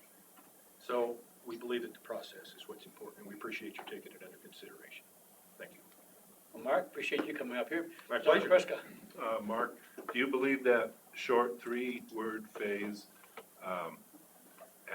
with adequate public notice, is prescriptive enough for our policy? Well, you know, no probably is my answer. The devil is in the details on what that next step is, and I hesitate to say that that's not enough with no clear direction on what should happen. However, we do know that in cases, there are instances, and this takes some time, and it probably consequently takes some money and some resources, but if there's a ditch company or a ditch or someone in that area that's going to be affected, there needs to be a mechanism by which they are contacted. And that's going to take somebody that probably has some local knowledge or drive up and down the road or whatever, but that to at least give people a chance to chime in. So if I were to properly define adequate, would that terminology be fine? Absolutely. So it might be open, the semantics would matter. But notification and process are probably two different things. Adequate's fairly subjective. It is. Yeah. The problem with being more prescriptive is, with what I raised earlier, is that you're going to miss something. So at some point, you kind of have to say, trust that process to let those issues emerge. And in pounding on this thing for the last few months, that's really what's boiled up to the top, is that it's really difficult to think of all the potentials. So it's subjective, it's maybe a little soft. I have no suggestion as to how you might want to strengthen that, but I understand your point only too well. Well, and I would argue, sitting next to Steve, that, in the headwaters, it might be a really simple process because you have one water user that could possibly be affected. Down in your territory, it's gonna be more complicated. Well- So I think adequate might work because it depends on the geography. Well, it does. I would, however, be cautious of thinking that it's easy anywhere. Oh, Just- yeah. Just from what we've heard from other folks. Because some of the problem in the high country is sometimes it's a little more difficult to tell how that damage occurs.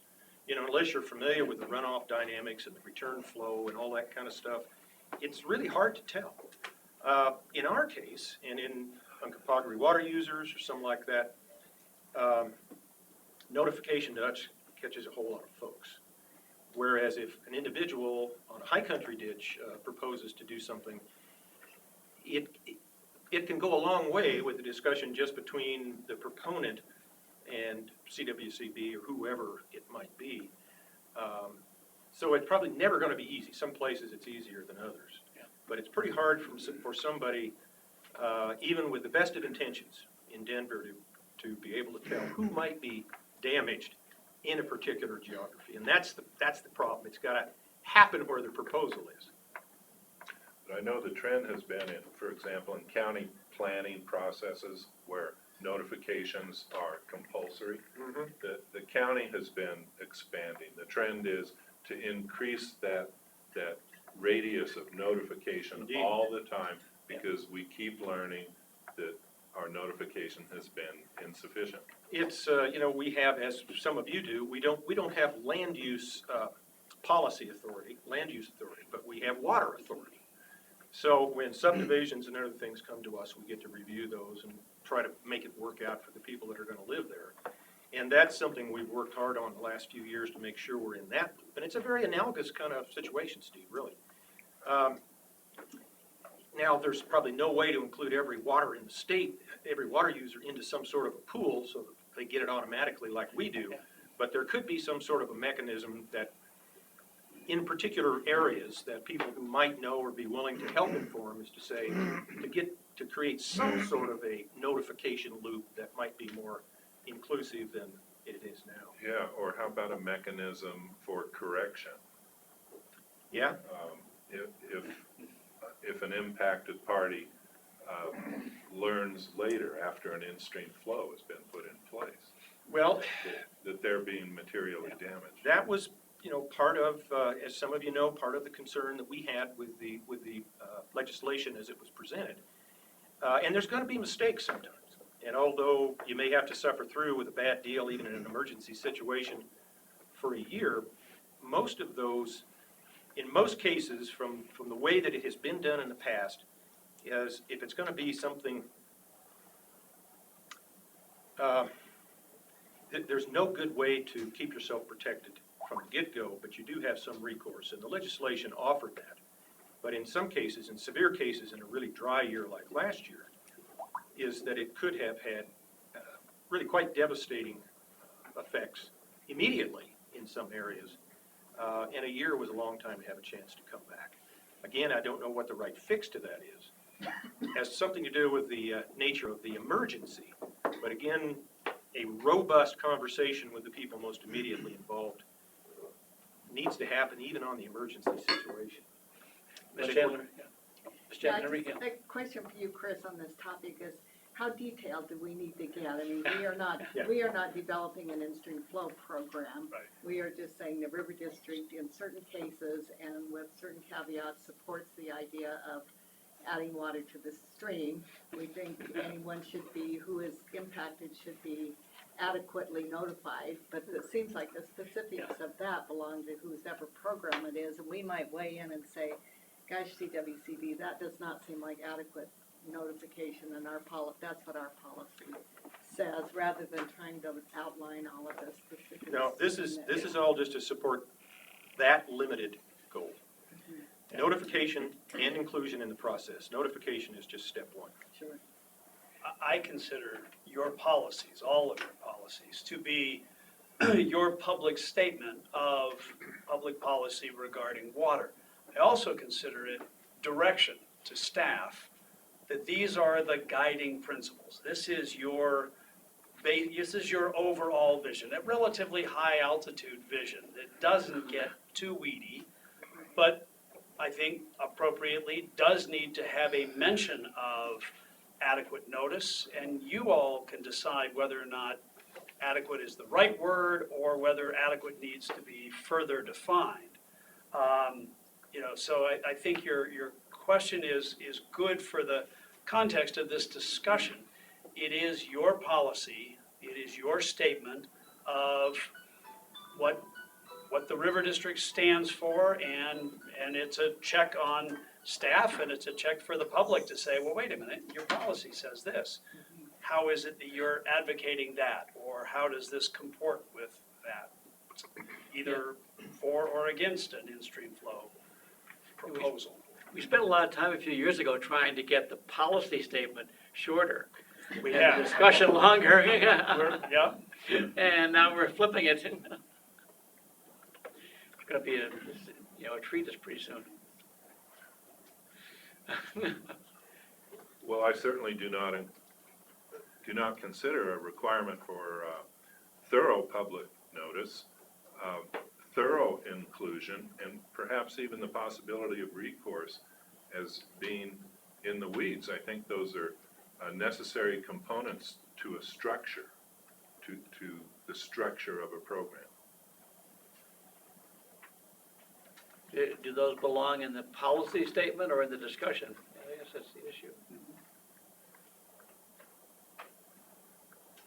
Because our intent was the policy statement at one point. It could be a nice small statement, and then discussion more in depth. What Director Merritt's referring to is we have a background in discussion, just kind of a history, a little more information, but not a policy statement by the board with each policy, trying to provide some context to the policy itself, the subject itself. Yeah. That's on the back page. Mr. Trampy. I guess I have a little different concept of the whole thing. You know, we have a policy in regard to in-stream flows. Bang. Yeah. And then anytime you play with that in-stream flow with loans or donations or everything, then that starts to muddy the waters as far as what the policy is. And where we as an organization either support or don't support these add-on features. You know, it's pretty easy to say yes or no to an in-stream flow policy, and I don't think anybody's going to be adamantly opposed to in-stream flows as it was originally developed. But then you start adding on to all the loan programs, all the donation programs, and that's where you get into this notification stuff and the impacts to different people or different entities and all that kind of stuff. And I find it almost impossible to describe our concerns and our pros and cons when you start talking about those kinds of issues. Mm-hmm. So I'm having a very difficult time helping Chris muddle the waters even more. It is, it's tough. And that concern, at the various people that we've talked to in different geographies about this issue, they all would agree with that. And the only thing that we're seeking is an increase in the opportunity for those affected to be involved. And I have no good suggestions of how that's done, but simply from a policy perspective, I think, I do agree with Steve, trying to add some strength to it, but realizing that there's just so much you can do with a policy.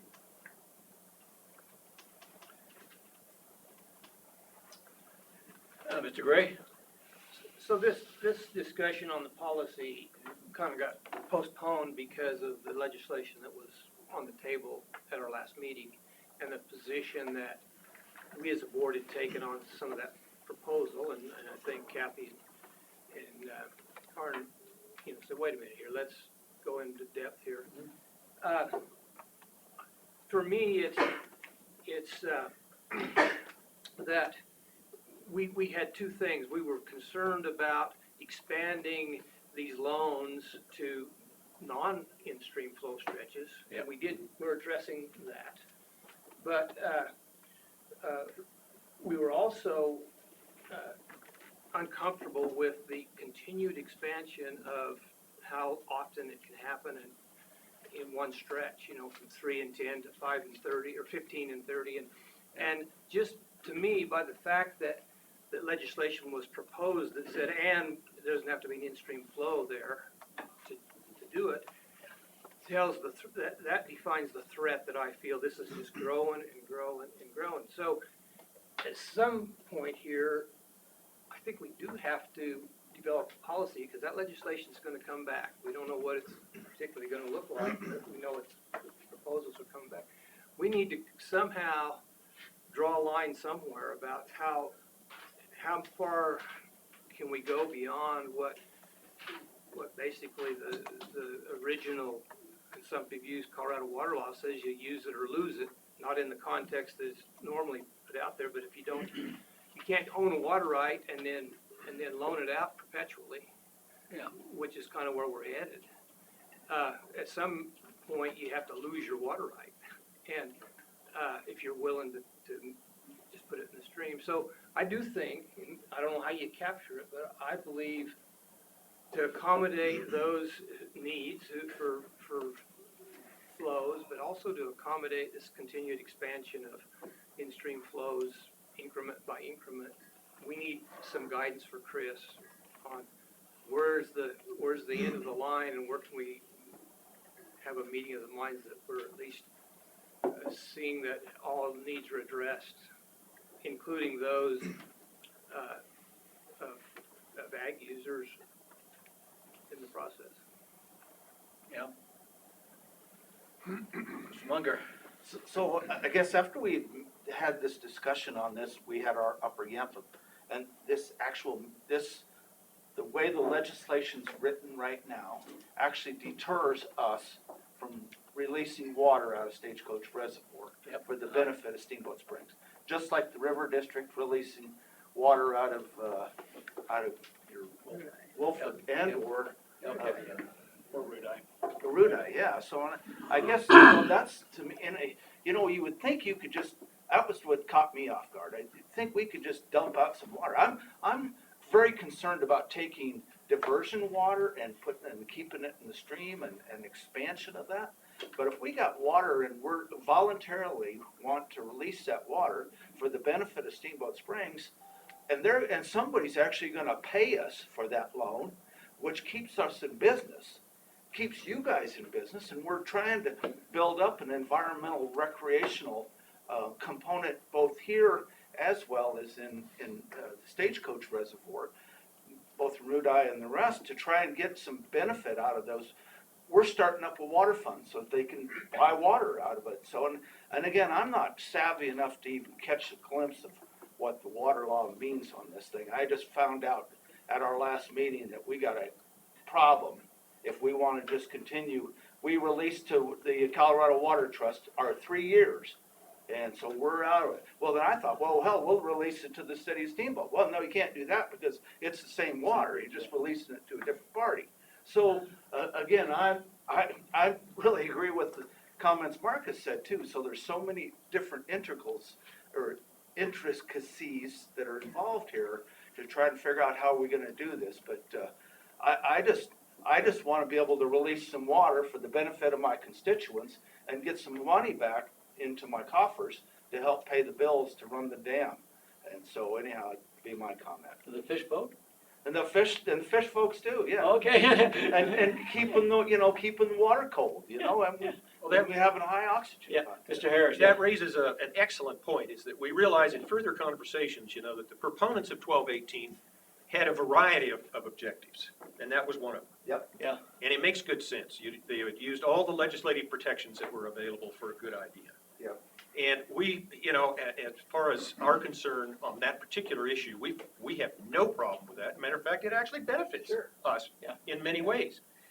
So the problem with that was, the only way that we would be damaged is that without understanding how this particular legislative tool would be used beyond this good case, is that it's another alternative for the use of water that, and particularly at this time, is difficult to determine.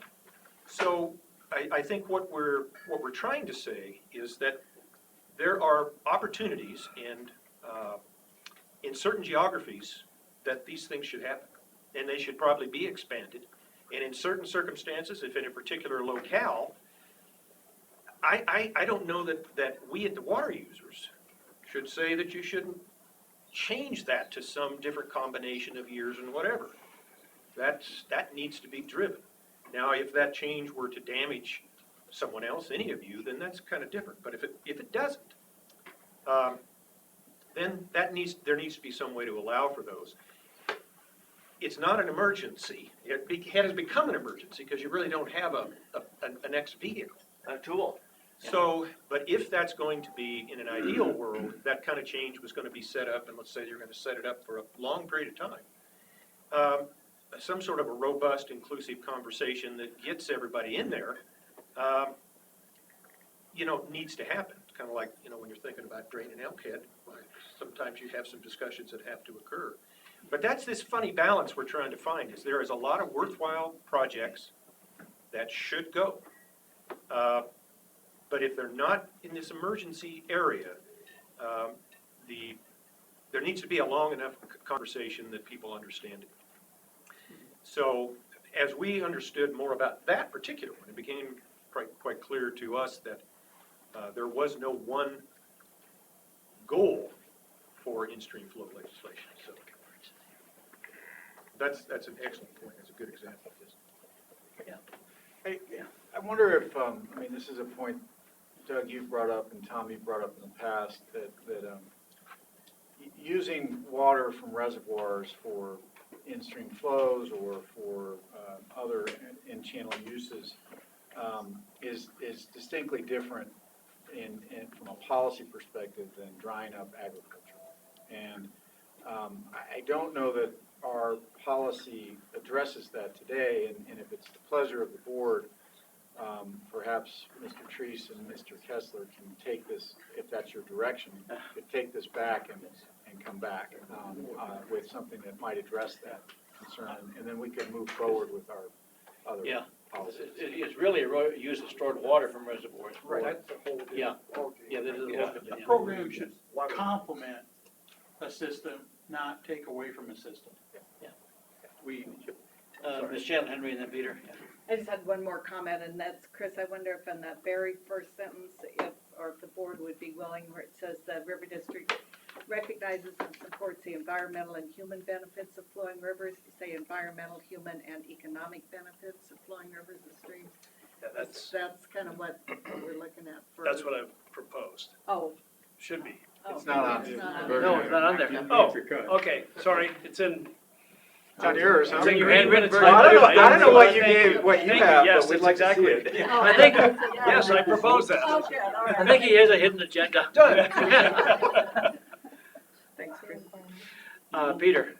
Just on Andy's point about the water from, that's been diverted and stored in a reservoir being released for in-channel uses. Yeah. We tried to cover that perhaps somewhat obliquely, and we need to do more expressly in the paragraph that says our support for the in-stream flow program is not exclusive. We support other programs and mechanisms as well that benefit the aquatic environment and are consistent with Colorado's prior appropriation doctrine. That was trying to get to that point. Yeah. It doesn't do it. It doesn't do it, quite and I expressly. think maybe probably in light of what's going on in a number of areas, we may want to work on a policy or that addresses that, or have a subset under here in discussions, because I think it needs a lot more fleshing It's out. not only water released from reservoirs. It's for example, maintaining the existing call regimes as Tori Jarvis was talking about as well, that provide in-channel benefits and economic benefits. Yes, sir. I want to offer another suggestion, just so you have something to react to. Listening to comments all the way around by different directors and by Mark, that my thought is that, I mean, the loan program, and especially the legislation that took the loan program to new heights or new depths, is, in my mind, is something beyond what I would look to a policy to try to address. That, as Director Merritt pointed out, that, you know, our policy is usually, or we try to get a nice, short, concise, understandable statement. We like water. We've gotten away from that with trying to address so many nuances. And that the background and discussion section is perhaps a more appropriate place for that. And so a more general and inclusive statement may be the goal for the policy statement, with some additional detail in the background and discussion. Yeah. Do you think you want to try and take a reread? Yeah, and I have words that you all have used, noted, and we'll see if, when you see it again, if you recognize and support your words still. Okay, well, thank you. Thank you. All right, thanks. Thank you, Mark. Thank you for coming on up. Terry, thank you, you're still here. Thank you for Steve. staying. Thanks for your interest in this, folks. Hope you can get back down Valley again. Okay. Yeah, I mean, I'll check before I go. Stopped coming this way at Palisades this morning. So, Yeah. just can't. Okay. Mr. Trees, one last item here, water quality, or Yes, and you for it or against it? water quality is, yes, we are. Okay. The water quality perhaps is a little bit easier. I think that the changes are consistent and direct from your April discussion. I think that they are consistent with the policy that you had. I think they add nicely in some additional clarification. And you have those in a much easier, I hope, much more easily read version. There was, at the board's request, I've included a little, what was additional sentence on waters of the U.S. But it's available for your action. It is eligible for final action or further direction to staff. Or interim temporary final action, or, is there pleasure of the board? Comments, questions of Mr. Trees? Is there a desire to adopt it at this point as is? I would move that we adopt the policy on water qualities. Motion by Director Alvey, Second. second by Director Whitmore. Any further discussion? Hearing none, all in favor say aye. Aye. All opposed, same sign. We are done with the annual policy discussion. I think we are done with today. Thank you. We will reconvene at 08:30 tomorrow. We will gather for dinner and drinks at Rivers Restaurant at 6 o'clock tonight. What time is dinner, at 6:30 or something at the Hilton? Dinner is actually like, Clarify, it's Rivers, not Riviera. we have Yes. a reservation at 6, which means we can have drinks and then dinner probably half an hour. Okay, yeah. So this is not the Riviera, this is the Rivers Restaurant. You want to go all the way through town, south like you're going to Aspen. And then at the light at 23rd Street, 23rd Street, yeah. there's a light and it's kind of just a right-hand turn. There is a right-hand lane